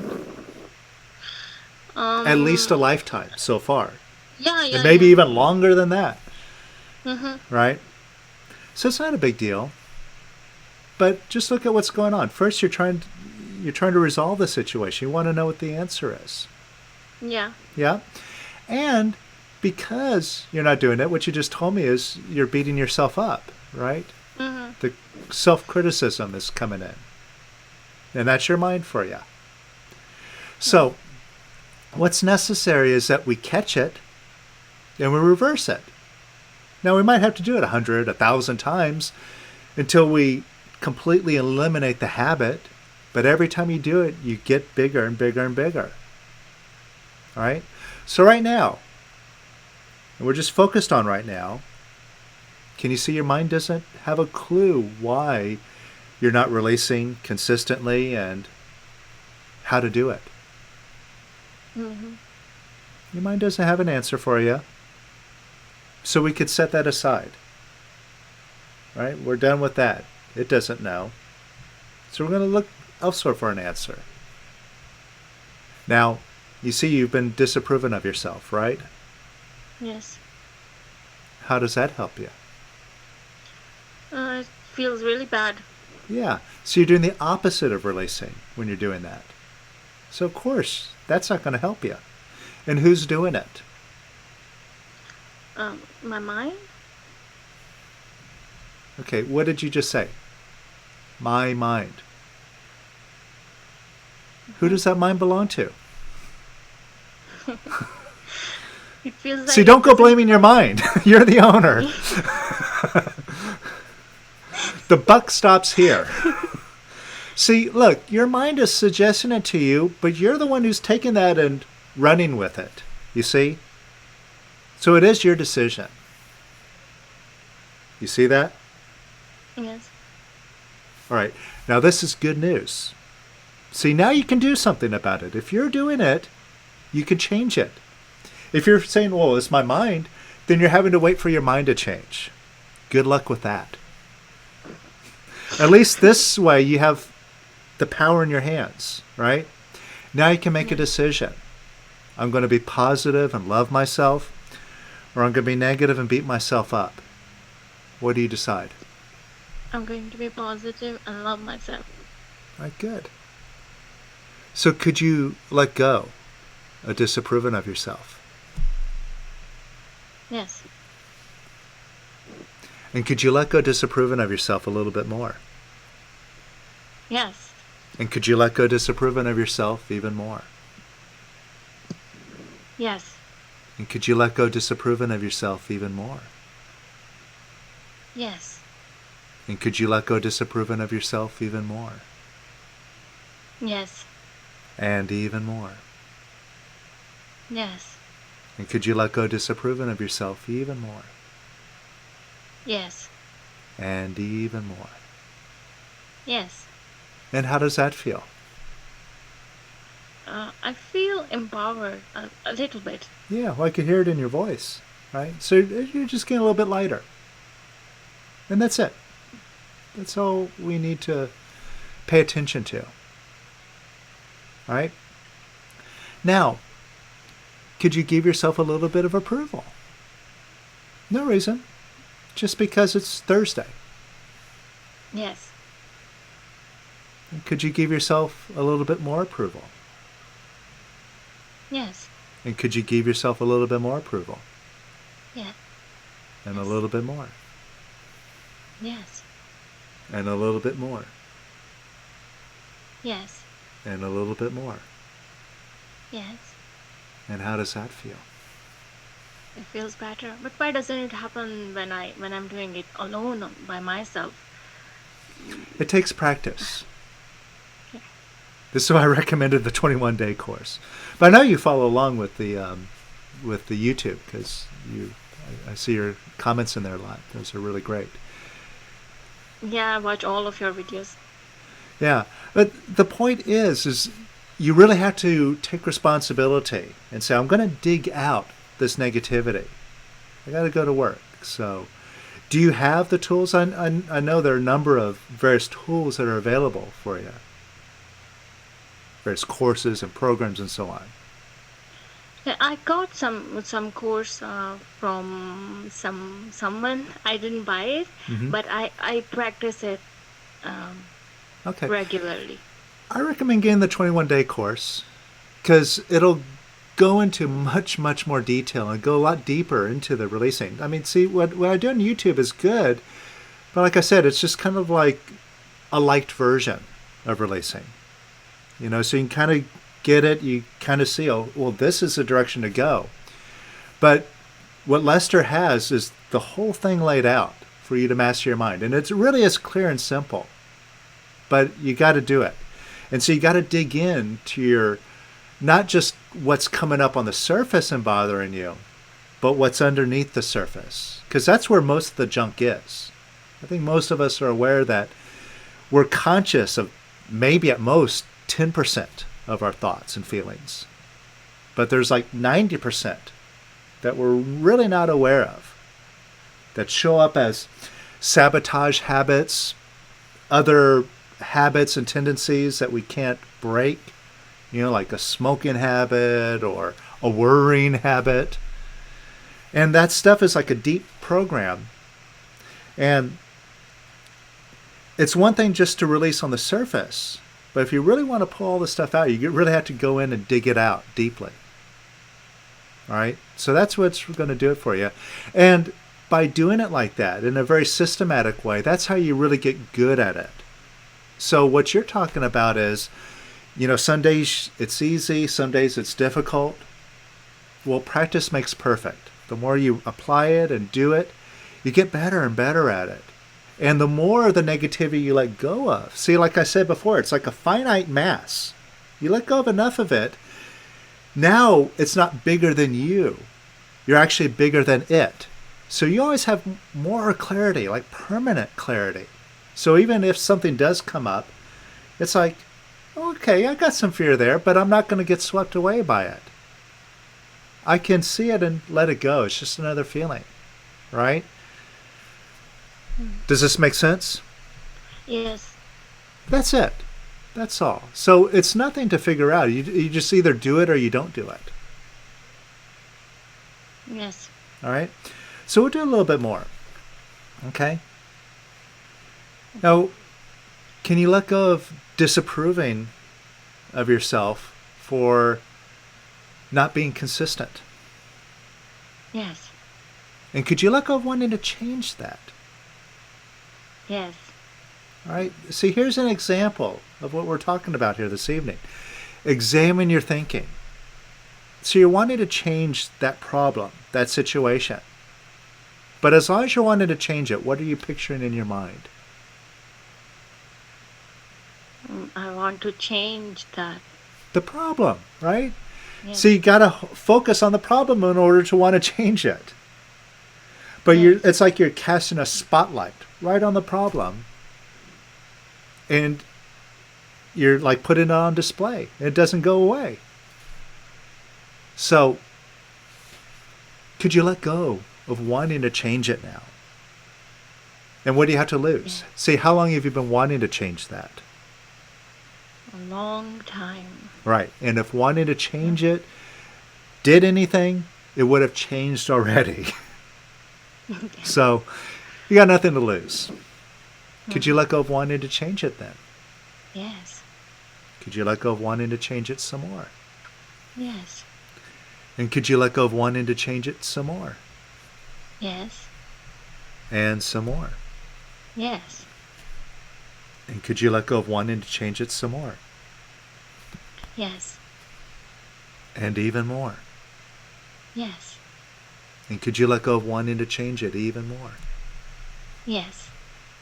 And even more? Yes. And could you let go of wanting to change it even more? Yes. And even more? Yes. Right? And how does that feel? I feel bigger. Yeah. You see, just by letting go of focusing on the problem, by making that clear and simple decision, like a wanting to change it, it takes your attention away from it. And see, by letting go, now you're feeling more of your freedom. And you're coming right back to you, which is perfect, whole, and unlimited. And like you said, you feel bigger than it. And is it more possible now to release more effectively and more consistently? Yes. There you go. And where'd that answer come from? Me. Yes, not your mind, but from you. See, there's a big difference. This is a mistake that a lot of us make. And even those of us that know better, we still make this mistake unconsciously, is that we think that our mind is us. So even those of us that have been studying spirituality like our whole life, and we know all of this stuff, we still believe we are that mind. Even though so many masters have told us otherwise, even though we've talked about it and told others, we're not our mind, subconsciously we still believe it. If we didn't, we would let that mind go. But we're still holding on to it because we think that is us. You think that voice is you. But see, now you're starting to see that difference. I am not that mind. I'm not that voice in my head. It's just a sound. And I'm something completely different that is here, that's aware of it. That's what Eckhart Tolle discovered. He said, I can't stand myself. Where'd that come from? Who is this self? And who is the me that cannot stand it? Right? And it's like, oh, wow. And see, once you look at who you are, see, Eckhart, he went free overnight. And you could do it even faster. See, when you start focusing on the beingness, then the illusion just disappears. So how do you feel now, Jim? I feel much better. All right, good. See, you could do it. Thank you. See, if you could do it now, you could do it anytime. All right, Okay. good work. Thank you. Thank you.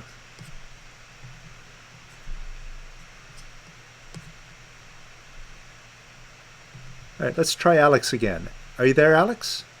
Can you hear me, Chris? Yes. Hi. How are you? Good. I'd like to work. Okay. Great call. I think the thing that's bothering me the most is separation from a friend of mine that I don't see at work anymore. Mm-hmm. So, and I Okay, guess so one look. of the things I've noticed, sorry, it's just like a sabotage program Mm-hmm. because it was, that close, and then, the COVID crisis happened. So it's like, I've just noticed that. Okay. Sabotage program. So the first thing that is sending you off in the wrong direction here is you think that that person makes you happy. And that's why you're suffering, because you're not in connection with them. Right. And that's all in your mind. Now, the way to find the answer here is to pivot on where it is that you're looking for happiness. Right. Right? See, why don't you just get bigger than the whole thing and go for being happy, even if you never see this person again? Mm-hmm. Yeah. Right? Now, what I was talking about before is that, see, you know this work. You've been doing it for a number of years. Mm-hmm. You know you're not the mind, supposedly, right? But right now, unconsciously, you're identifying with that mind, and it's telling you, Right. that person makes me happy, and I'm going to hold on to it, Right. right? Right. And see, a lot of us, we do this with our releasing, right? We hear the masters, we hear this process, we go, yeah, I agree. We say it, but then we turn around and go, screw it, I'm not going to do it, Mm-hmm. right?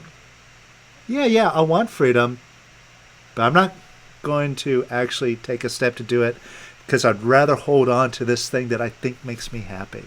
Mm-hmm. And all of us, to some degree, are doing this. We're doing it with our family. We think our family makes us happy. We think that our career makes us happy. It's not. And someday, we will get confronted by that fact that our happiness isn't there. We're confronted with it every day. Right. So what do you decide? I just decide to be happy and Okay. be positive and look for happiness inside. All right. Now look at the part of you that is pulling in the opposite direction, that wants to hold on to this person. Yeah. All right. You feel that? Mm-hmm. All right. Now could you let go of holding on? Yes. Could you let go of holding on a little bit more? Yes. Could you let go of holding on to this person a little bit more? Yes. And a little bit more? Yes. And could you let go of holding on a little bit more? Yes. And a little bit more? Yes. And a little bit more? Yes. And do you feel like some energy there? I feel like I'm going in the right direction. Okay, good. It's much lighter. All right, so let go even more. Yes. And let that feeling come up. You see that there's a feeling that you're afraid to experience? It's like a feeling of loss. Yeah, I don't want to lose them. Yeah. I know. But see, it's just a feeling. Yeah. And you don't want to experience that feeling. And your mechanism for covering up that feeling of loss, and that feeling of loss doesn't have anything to do with that person. Yeah. You experienced that feeling of loss before you even met this person. It's a recurring thing, right? For sure. Yeah. And your way of dealing with it is fixing the situation in the world. Well, if I could just stay in communication, if I could just make it work, fix it, Right. then I don't have to experience that loss. Right. And so all of that fixing and all that work out there is for naught. And it's all in the pursuit, or basically to run away from that feeling. That's all that you're doing. Yeah. Right? So let's just get right to the point. Instead of running away from that feeling of loss, can you say yes to it? Yes. Right? And say yes to that feeling of loss a little bit more. Yeah. And say yes to it a little bit more. Yeah. And say yes to it a little bit more. Yeah. And say yes to it even more. Yeah. And say yes to it even more. Yeah. And even more.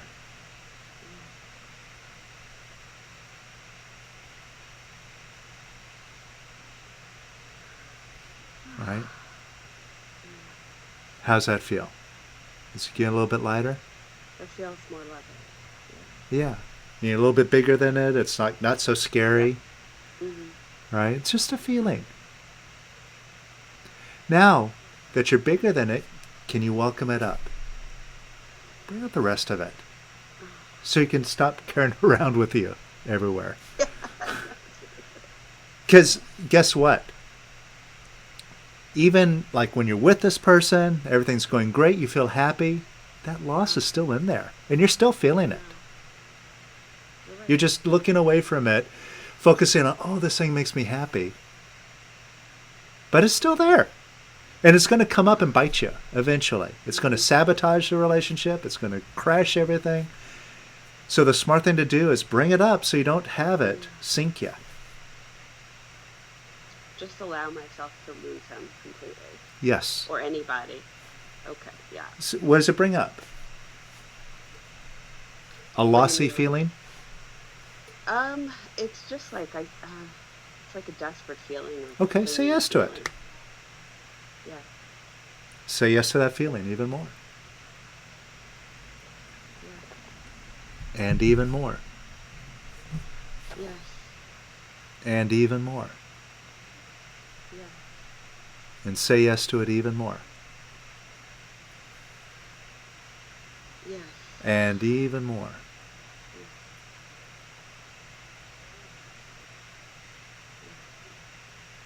And say yes to it even more. Just a feeling, that's all.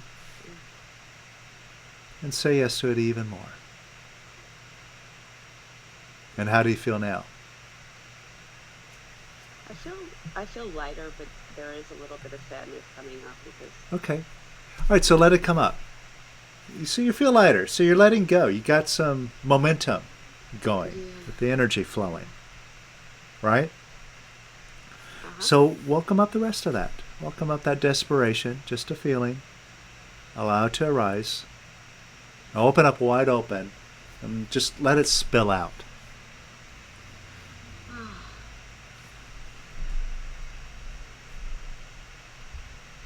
And let it go even more.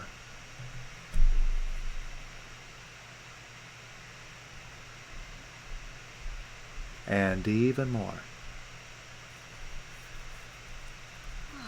Yeah, And even more. And let it go even more.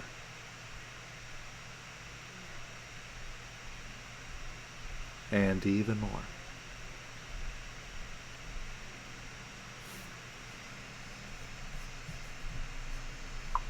And how does that feel? it feels better.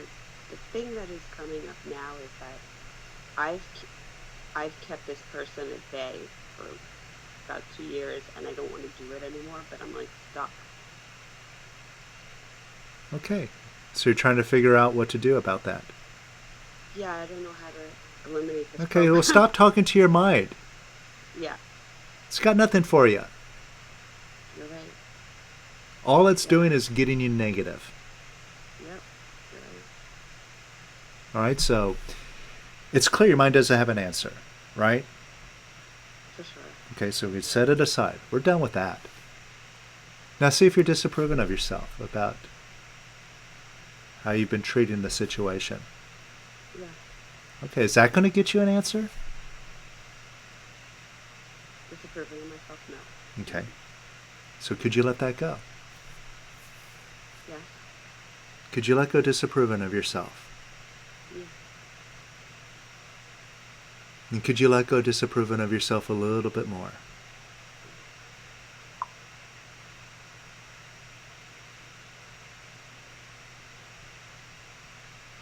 And could you let go disapproving of yourself a little bit more?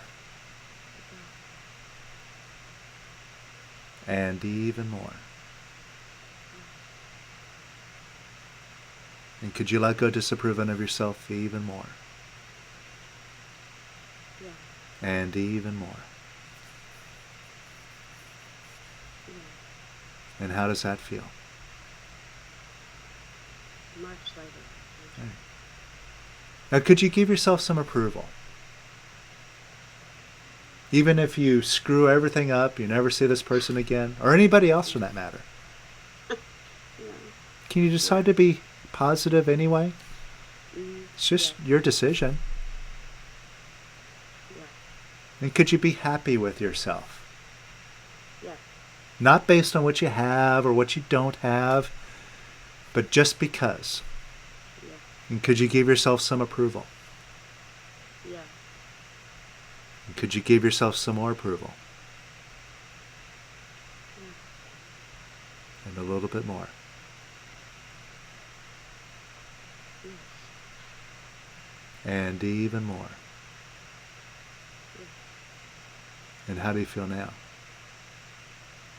Much more positive. In the right direction. Yeah. And is it more possible to have what it is that you'd like to have? For sure. For sure. That's it. And see, that's just coming from your knowingness. Right? Now, let's get right back to the original point. Can you let go of assigning your happiness to this person? Yes. It doesn't mean that you have to throw them away. You can still be with them. But this idea that they make you happy, it's always going to screw everything up. I know. And the best thing to do to be in a relationship, so right now we're doing a 6-week course on conscious relationships, couple relationships. And this is like a major thing that we're applying here. Is letting go of looking for the other person to make you happy so that you can bring it. If you're looking for it, you're looking to take. But if you come from a place where all your happiness comes from within, then you're solid. You don't need the other person to give it to you, which leaves you in a position now to give to the relationship and really be a strong force in it. It's a completely different dynamic. And it creates real harmony. It makes the relationship effortless when you come from this position. Does this make sense? Right. Right. So, now that you see it logically, now you got to really put it into action. Can you let go of wanting this person? In other words, could you be happy even if you let them go? Yeah. Right? And just let that wanting go. Yeah. See, that was your decision in the first place, to decide, oh, this person makes me happy. Right? And it's just a decision. It's just an idea in your head. I'm sure you've experienced this, like all of us here, where we thought somebody was like the best of the best, and then turned out that they were a monster. You're like, whoa, where's my head at? Right? It's true. It's true. Yeah. You know, and it's only because you said so. Oh, I need this person. Right? So you created the problem. Now you can fix I it. know. Could you let go of wanting them? Yeah. And some more. Yeah. And some more. Yeah. And even more. Yeah. All right? How do you feel now? I feel much better. I have a question. The first question you asked me, I know we just worked on the wanting and what was it with happiness? Because if I want to release myself, like, can I let go of looking for happiness? I don't remember what it was you said. Mm-hmm. And I just... I don't remember either. I have no idea what I say. It just comes out. Okay. So what's your question? Well, I just was trying to remember the releasing question, like if I get caught, like, can I let go of wanting happiness from this person or something, was that the question? Yeah, well, yeah, it's just a simple principle. Could you Yeah. let go of looking for your happiness in that person? Yes. Let go of looking for your happiness out there, not just Right. in this person, but in everything. Yeah. Let go of looking for your happiness in the world. Take it all from within. Right. That's where Lester's coming from. That's where all the masters are coming from. Mm-hmm. There's nothing outside of you. You're the all. Mm-hmm. So take all of your happiness from within. If you do that, you are a master. Thank you. Yeah. Amazing call, and yeah, wonderful. I always love working with you. Thanks, Chris. Wonderful. Thank you. Good work. Okay. So we'll do one more here, and then we're going to do a big cleanup. Liliana, Hi, Chris. Hi, everyone. how are you doing? I'm doing great. I'm working a lot these days. Uh-huh. I'm teaching English online. Uh-huh. And in fact, I threw myself into this kind of activity over the last 3 weeks. And today I got a bit of fever, Mm-hmm. and I was thinking, oh boy. Yeah. And Okay, so let me stop you right there, because this is a good point. uh-huh, You see how we run to our mind, uh-huh, right? Oh, I feel a little bit off in my body. So we go accessing our mind. What could this be? What do these symptoms mean? Right? And then you don't know. Okay, well, now let me get online. Let me search around. What does this mean? Have this. So this is how the mind works, right? So it's sending you over here for an answer, over there for an answer. And a lot of this illness, you see, occasionally I get like an allergy attack, but for a good 16, 18 years, I don't know, ever since I started releasing, I've never gotten a fever. Like, I used to get them at least once or twice a year. Catch a cold, get sick, all that stuff. It just stopped. And sometimes, like, I can catch myself, like, feel it coming on, right? So you feel a little thing in the back of your throat. You're like, oh, I know what that means. So you go right to your mind. Your mind's saying, that means you got to have a fever, right? Now, you can catch it and stop it right away, just with a simple question. Can I let go of being so smart and allow it to be other than what I think it is? Right? So it kind of puts you in a different direction. Instead of asking your mind, now you're kind of going into spaciousness. Right? Can I just allow it to be other than what I think it is? Right? You're just going from here to the beyond. And then you could take an action. Because almost automatically, once we start feeling like those symptoms, we start feeling the fever, we don't like it. We resist it.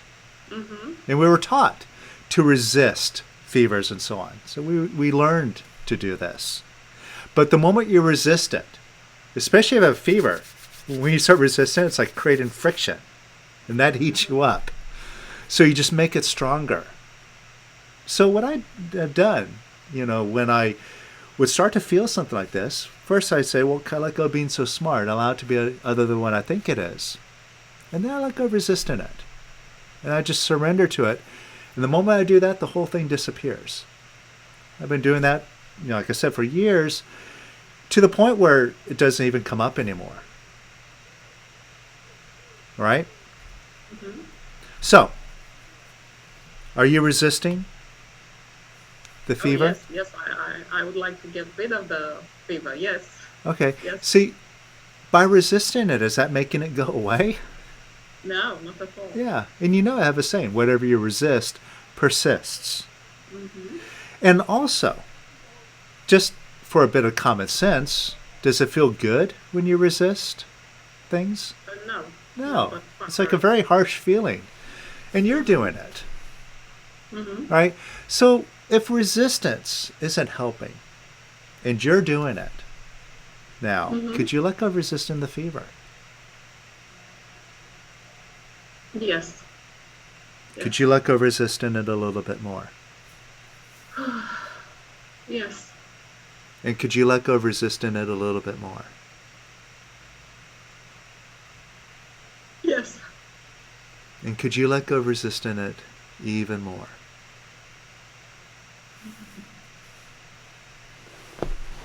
Yes. And could you let go of resisting it even more? Yes. And even more. Yes. And could you let go of resisting it even more? Yes. And even more. Yes. And could you let go of resisting it even more?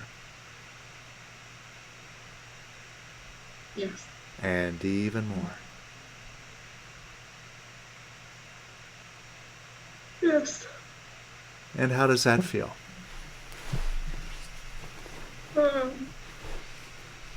I'm feeling better.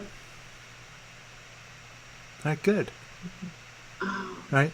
Now, could you let go of wanting to be separate from that fever, wanting it to go away? Yes. And could you let go of wanting to be separate from it a little bit more? Yes. And even more. Yes. And even more. Yes. Whew. And could you let go of wanting to change it? Could you let go of wanting to change how you feel right now? Yes. Right? And see, again, this is how our mind works, where we're looking for happiness.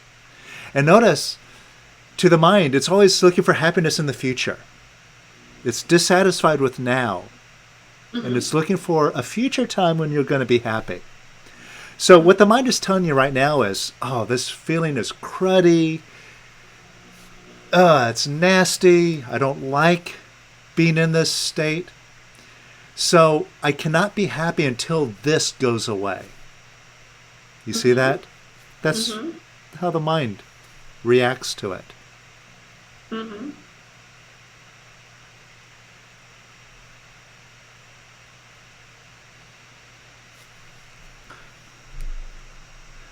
So I'm just replying to a chat. Right.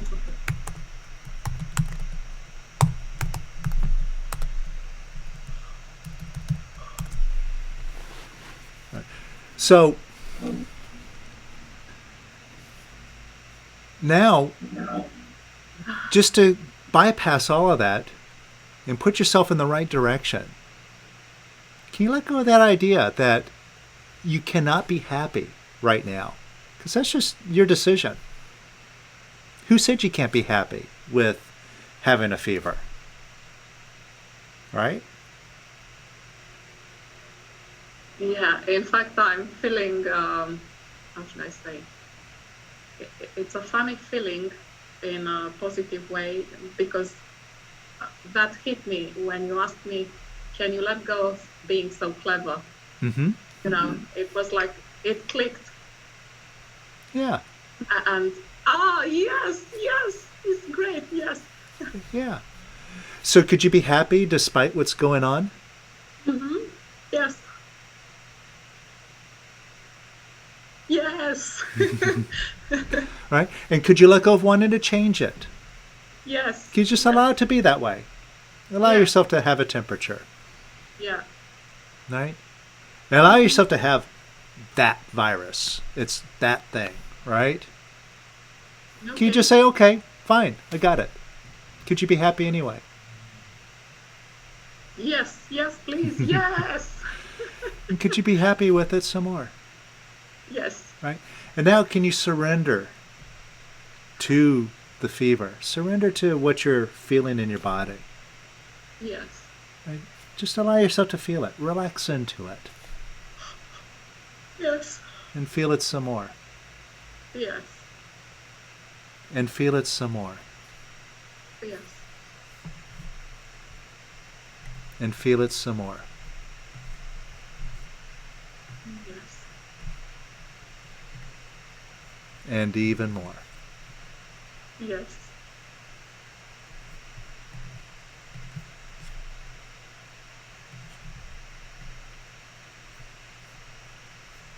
And how do you feel now? Well, I'm about to burst into laugh because I've never thought of having fever and having fun. Yeah. It's great. Mm-hmm. Right. Now, could you give the fever some approval? Oh, yes. Mm-hmm. Right? Could you give it some more approval? Yes. You see, anytime you have a problem in your body, an illness or injury even, your body's saying, hey, there's something wrong here, please fix it. Uh-huh. But normally we fix it with an attitude of, oh, I hate this. We dump negativity into it, right? Like, I injured my shoulder. Oh, it hurts. Ow. We want to change it. So we don't like it. So we're taking something that's already got a negative energy about it, and we're putting more negativity into it. Mm-hmm. And see, now instead of doing that, because if you do that, you might as well be stabbing yourself, right? That's basically what you accomplish. So instead, give it some love and watch what happens. So could you give the fever some love and approval even more? Yes. And could you love it even more? Yes. And even more? Yes. And could you love it even more? Yes. And even more? Yes. And even more? Yes.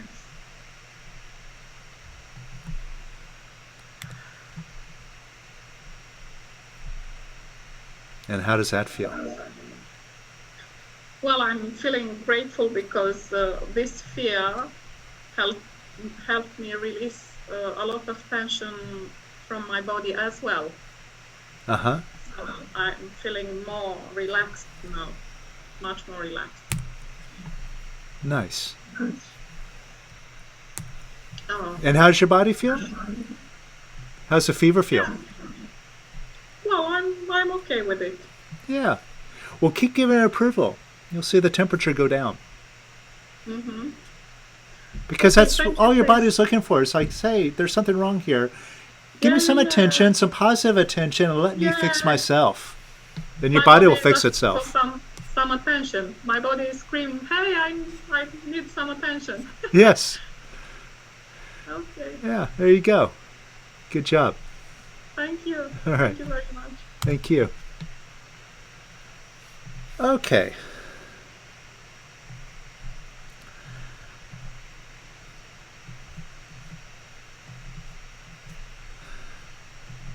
All right, so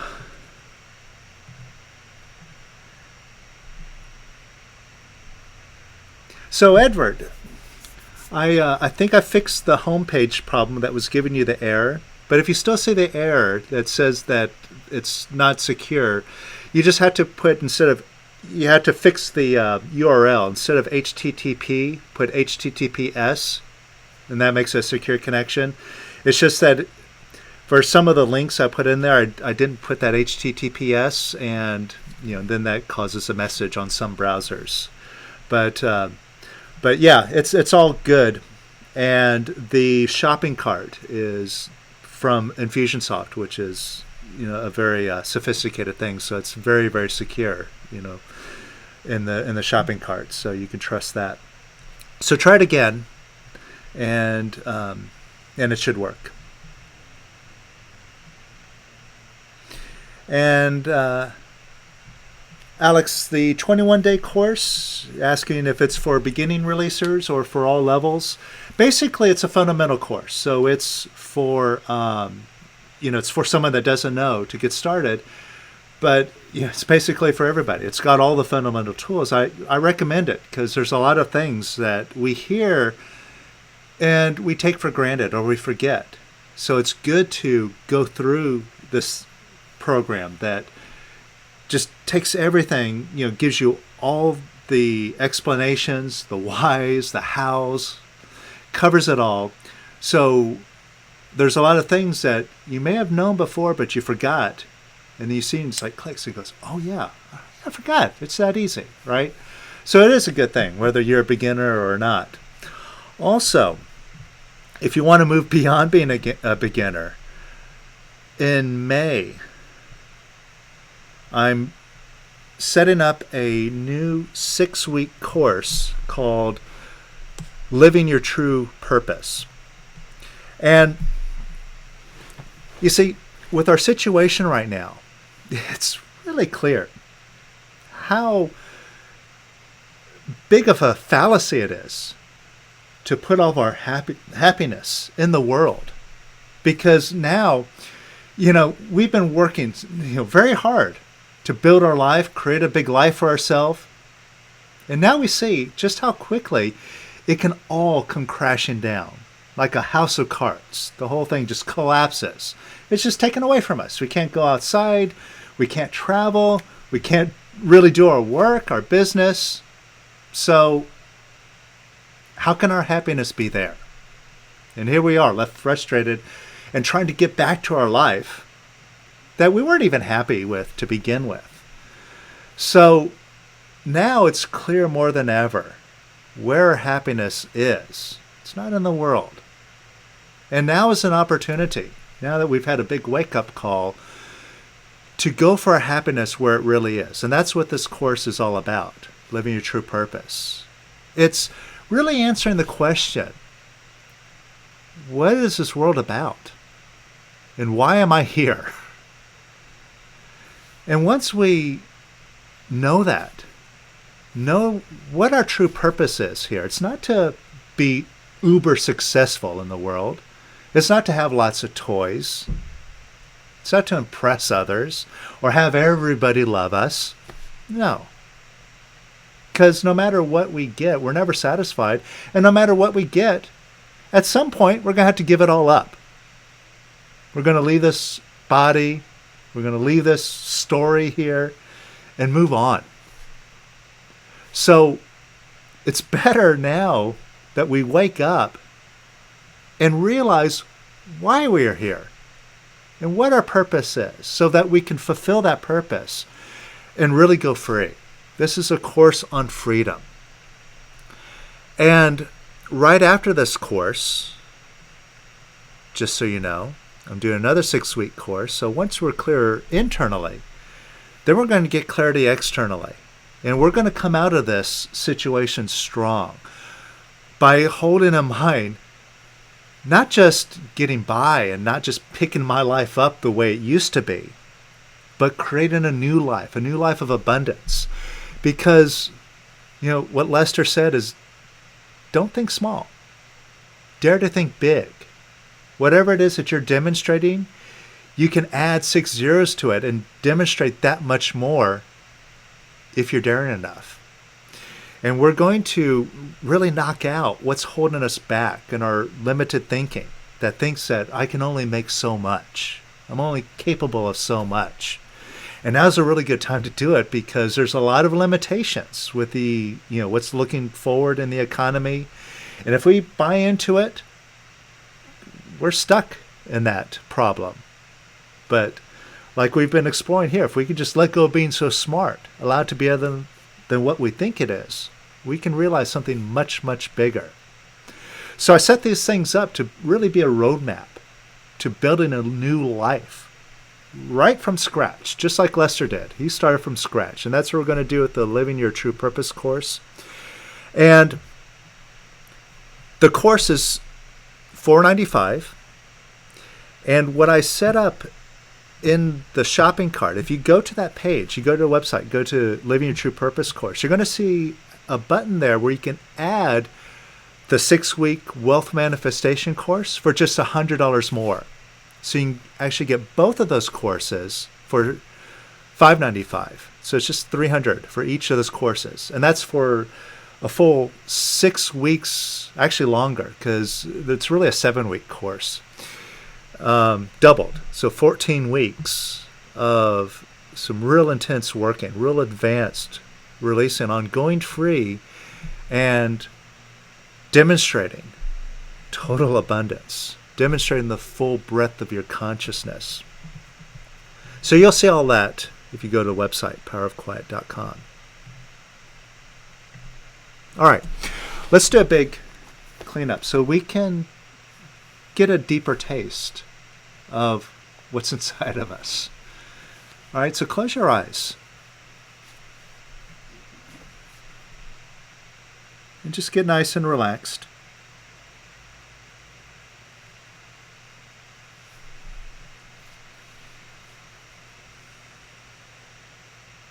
And take a look at how your mind is trying to grapple with the situation. How it's trying to process everything. Trying to figure out what to do from here.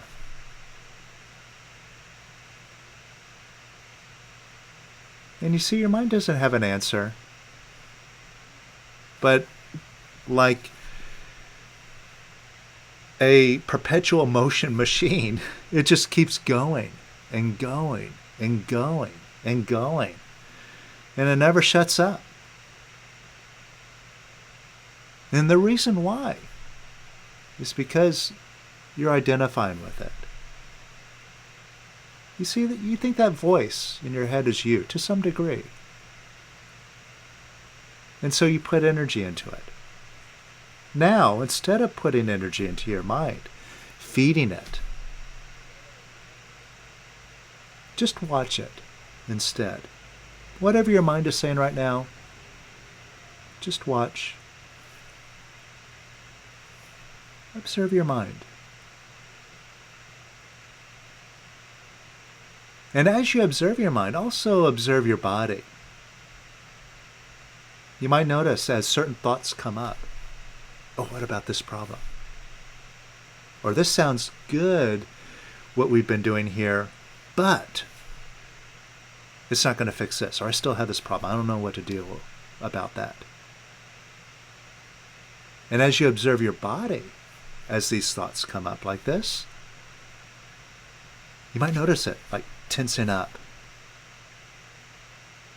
And a lot of times, see, we walk around with our body all clenched up because we're fighting with our feelings, fighting with our thoughts, and we get used to it. So notice, as you're watching your thoughts, if you have any tension in your body. Check your shoulders right now. And if there's any tension in it, just let it relax. Bring some consciousness into it. And let that tension go. And see if there's any tension in your jaw. Maybe you're clenching it, flexing it. Just let your jaw relax. Let your whole face relax.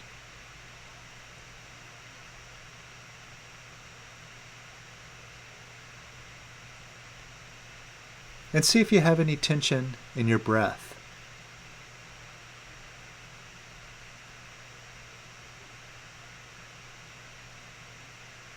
And just let your breathing relax. And let your whole body relax.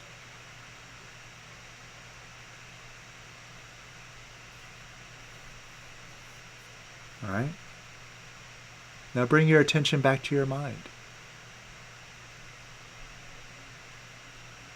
And whatever thoughts that are running through your mind, right now, just for this moment, let go of taking those thoughts so seriously. Your mind's always going to want to convince you that they're important, that you must pay attention to them urgently. But right now, just in this now moment, there's nothing that's so urgent. So whatever your mind is saying, just watch. Don't react. Don't let it sweep you away. Just watch those thoughts. Watch. And watch.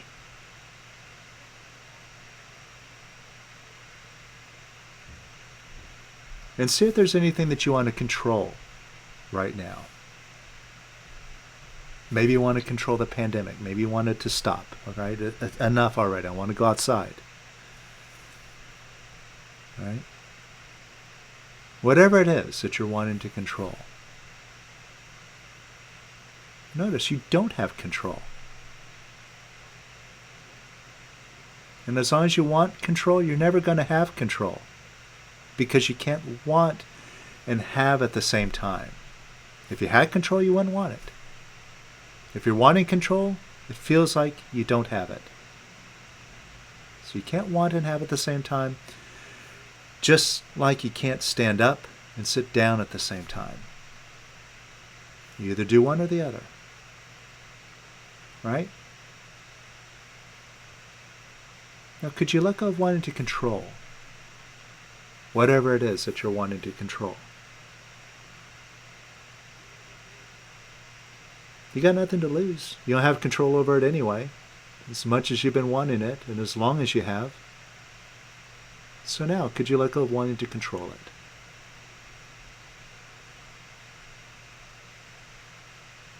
And could you let go of wanting to control it even more?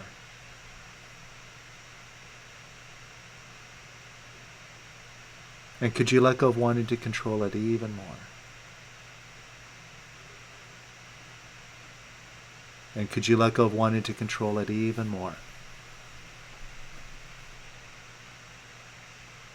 And even more.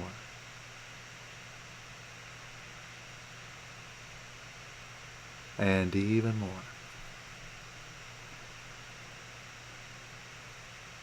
And even more.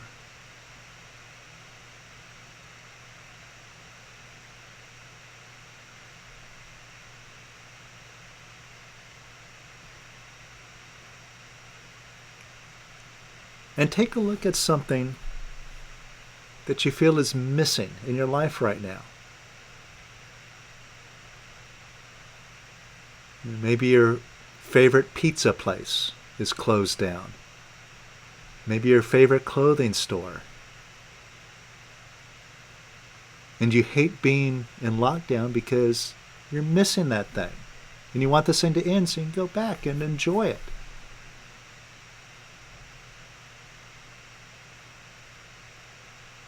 And this shows you that you think your happiness comes from a slice of pizza, or it comes from shopping, whatever it is, right? And that leaves you dissatisfied with this now situation. And so you're making a situation in the now a situation that's miserable. So whatever it is that you feel like you're missing, that you want back in your life right now, could you let go of wanting that for a moment? Just this moment. I promise, if your happiness really is in that slice of pizza, you can go right back into wanting it. Right? You know how to do that. But just for this moment, could you let go of wanting it? And just decide to be happy without it. Could you let go of wanting it a little bit more? And could you let go of wanting it a little bit more? And could you let go of wanting it a little bit more? And even more. And even more. And could you let go of wanting it even more?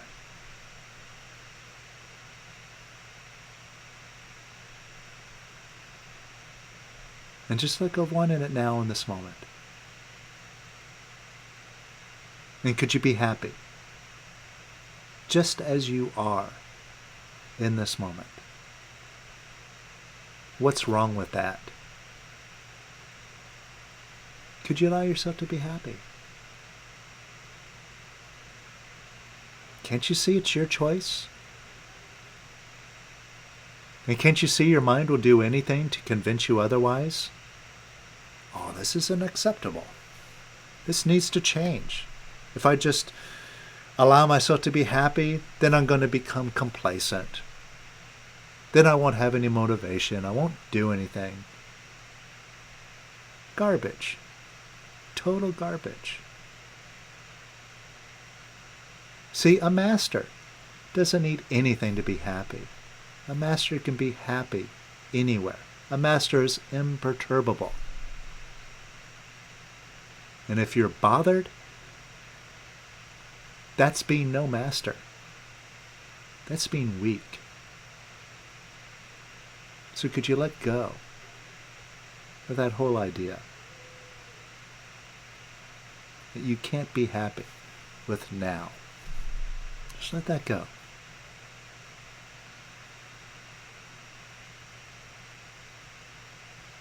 And let go disapproving of now. And let go disapproving of now. And could you be happy with now? Give now some approval.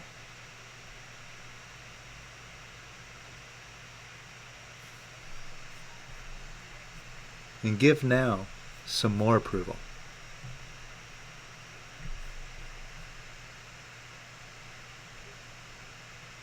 And some more.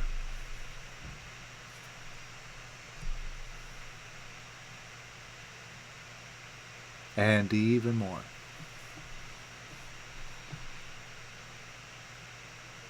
And could you give yourself some approval right now? And could you give yourself some more approval? And some more. And even more.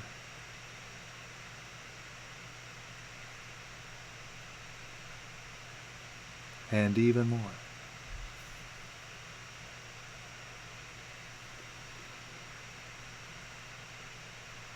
And notice how you feel.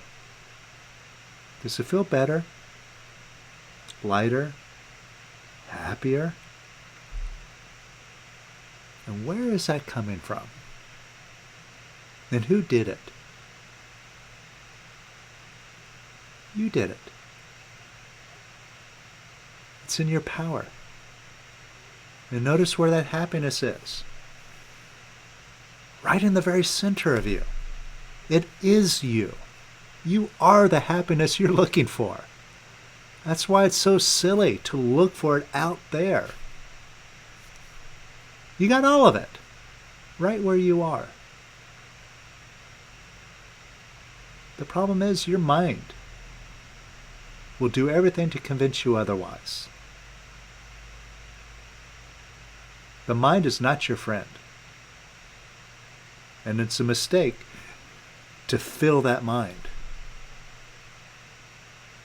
If there's anything that you take away out of this work that we do here, it's to have a determination to empty that mind, quiet it. That's a very clear goal, just to say, I'm going to quiet all my thoughts. And you know you can't. You're doing it already. When you release, you feel a little bit lighter, your mind goes quiet. And many of you that have been doing this work and have been showing up at the classes, you can see how your mind permanently gets quieter. This is why people practice meditation and all these other spiritual practices. It's all to quiet the mind. But see, this work that we're doing here gets you to quiet it 24/7. So you don't have to go meditate to get quiet. You are in a meditative state as you release. The more you release, it's just the way you are. So right now, get a picture of your mind. Whatever that looks like to you. It's just a picture in your mind. Now imagine that picture evaporating and dissolving. And let that picture evaporate and dissolve even more.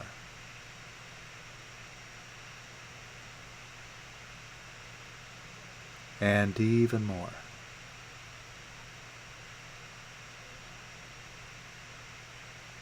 And even more.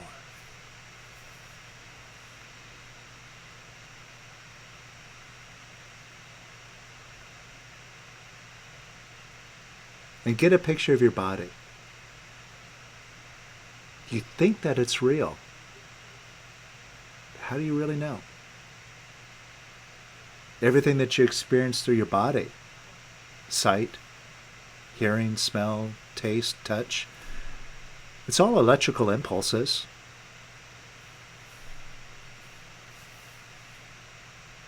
How do you even know it's solid? So get a picture of your body, whatever that looks like to you.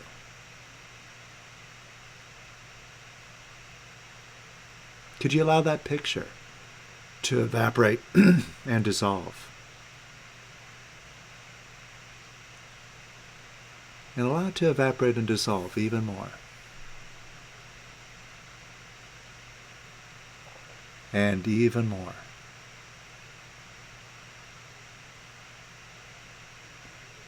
And even more.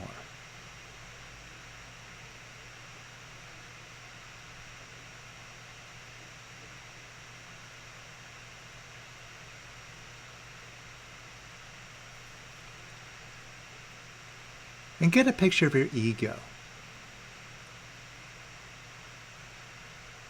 It's a part of you that thinks, oh, I need something. I want something. I crave things. And it always wants to add to yourself. Be better. Have more friends. Have more toys.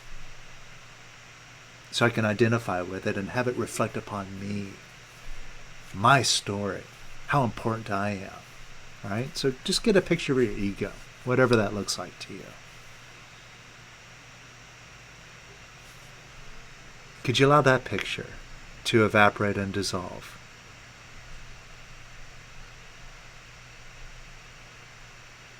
And could you allow it to evaporate and dissolve even more?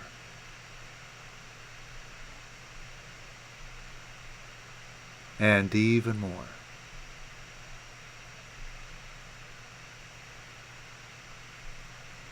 And even more.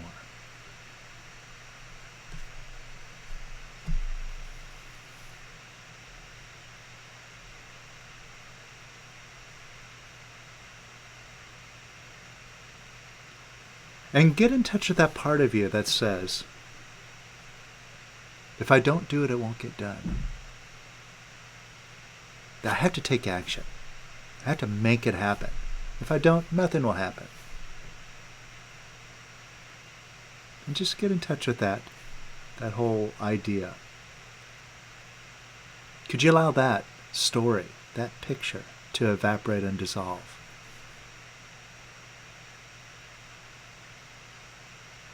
And could you allow it to evaporate and dissolve even more?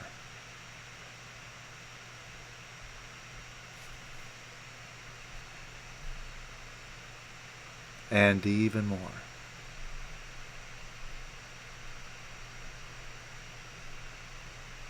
And even more.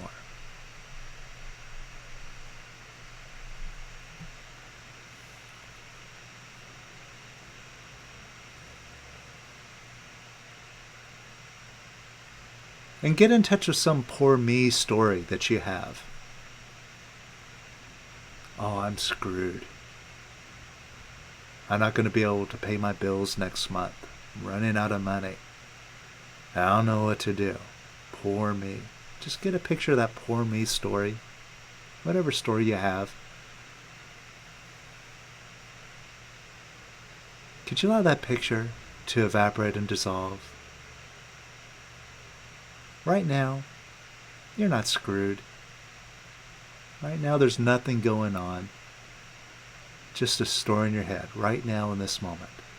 Just let it evaporate and dissolve.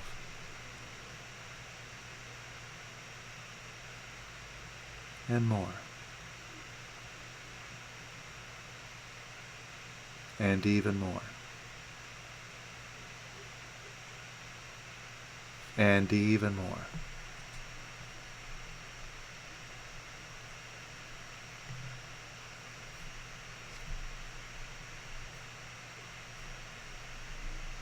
Now ask yourself, if I'm not my mind, and if I'm not my body, if I'm not my ego, and if I'm not that poor me story, who am I? Take a look. And just take whatever you get. There's no right or wrong answer here. Whatever comes to your mind now, just surrender to it. If I'm not my mind, if I'm not my body,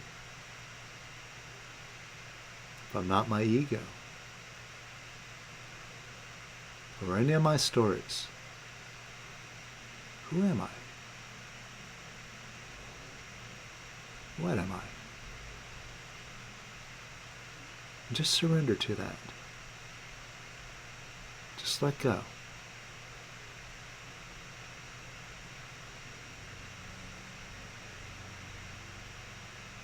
Let go even more.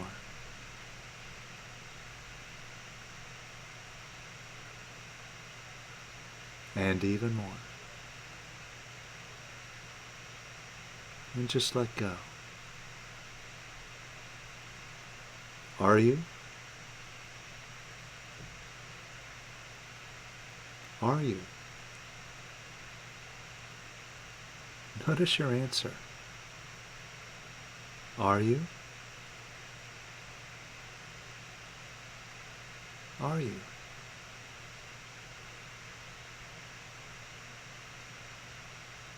Can't deny that, can you? You are.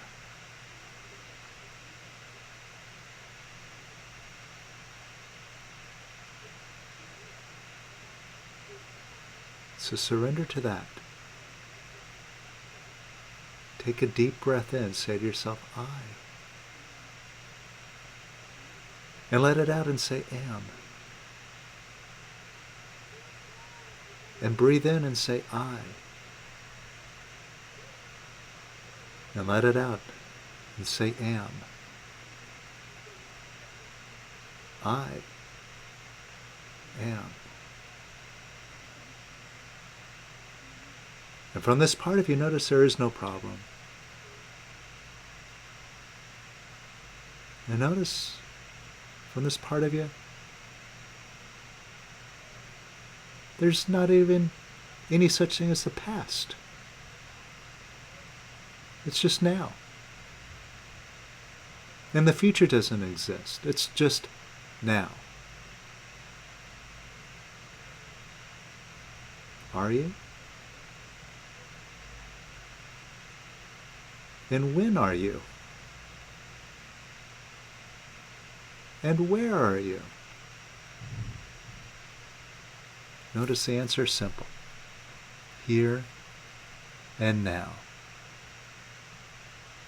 And that's it. This is the perfection that Lester's talking about. I don't mind perfection. Just I am. Everything's perfect. It's just now. Only now. Now. Now. And notice how you feel when you just surrender to now. And could it get even better? Could you let go and find out?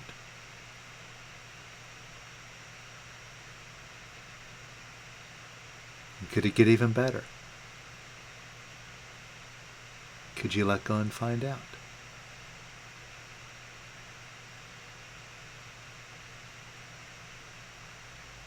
And could it get even better? Could you let go and find out?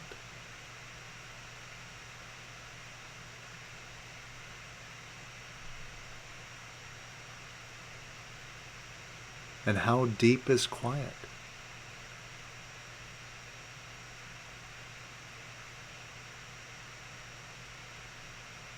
Can you dive into it and find out?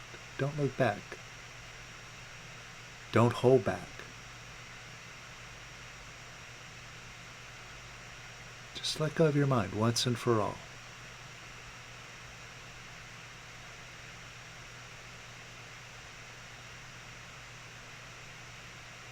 And just be.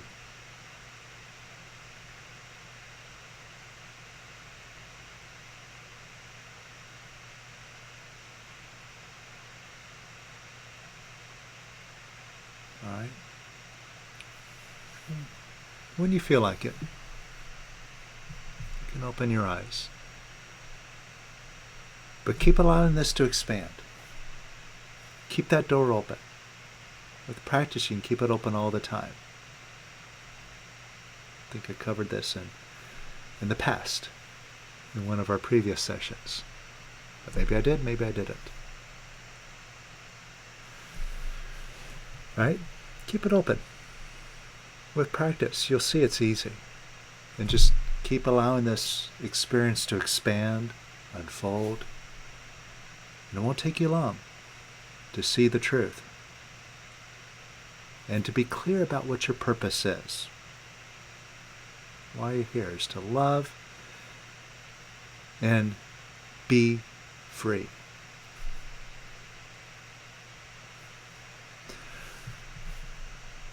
So thank you so much for joining this evening. It's great to see so many of you again. I'm glad that you're participating, and I see from your comments that you're getting a lot of value out of this, so we'll keep this up. In our next session, whenever we schedule it, we'll continue on with this exploration of holding in mind what you want, and we'll focus some more on your goals and show you how to just really direct your attention to what it is that you really want to create. Right? So we'll go into this further. And if you aren't on the email list, because I don't know when I'm going to schedule it yet, make sure you're on the email list. You can go to powerofquiet.com, and at the top of the homepage, you can put your name and email in. You'll get some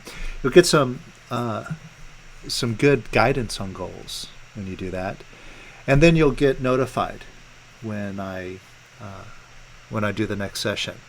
All right, so let's keep it up, onwards and upwards. Let's prove just how unlimited we are. All right, so thank you again, and we'll see you later. Bye, everybody.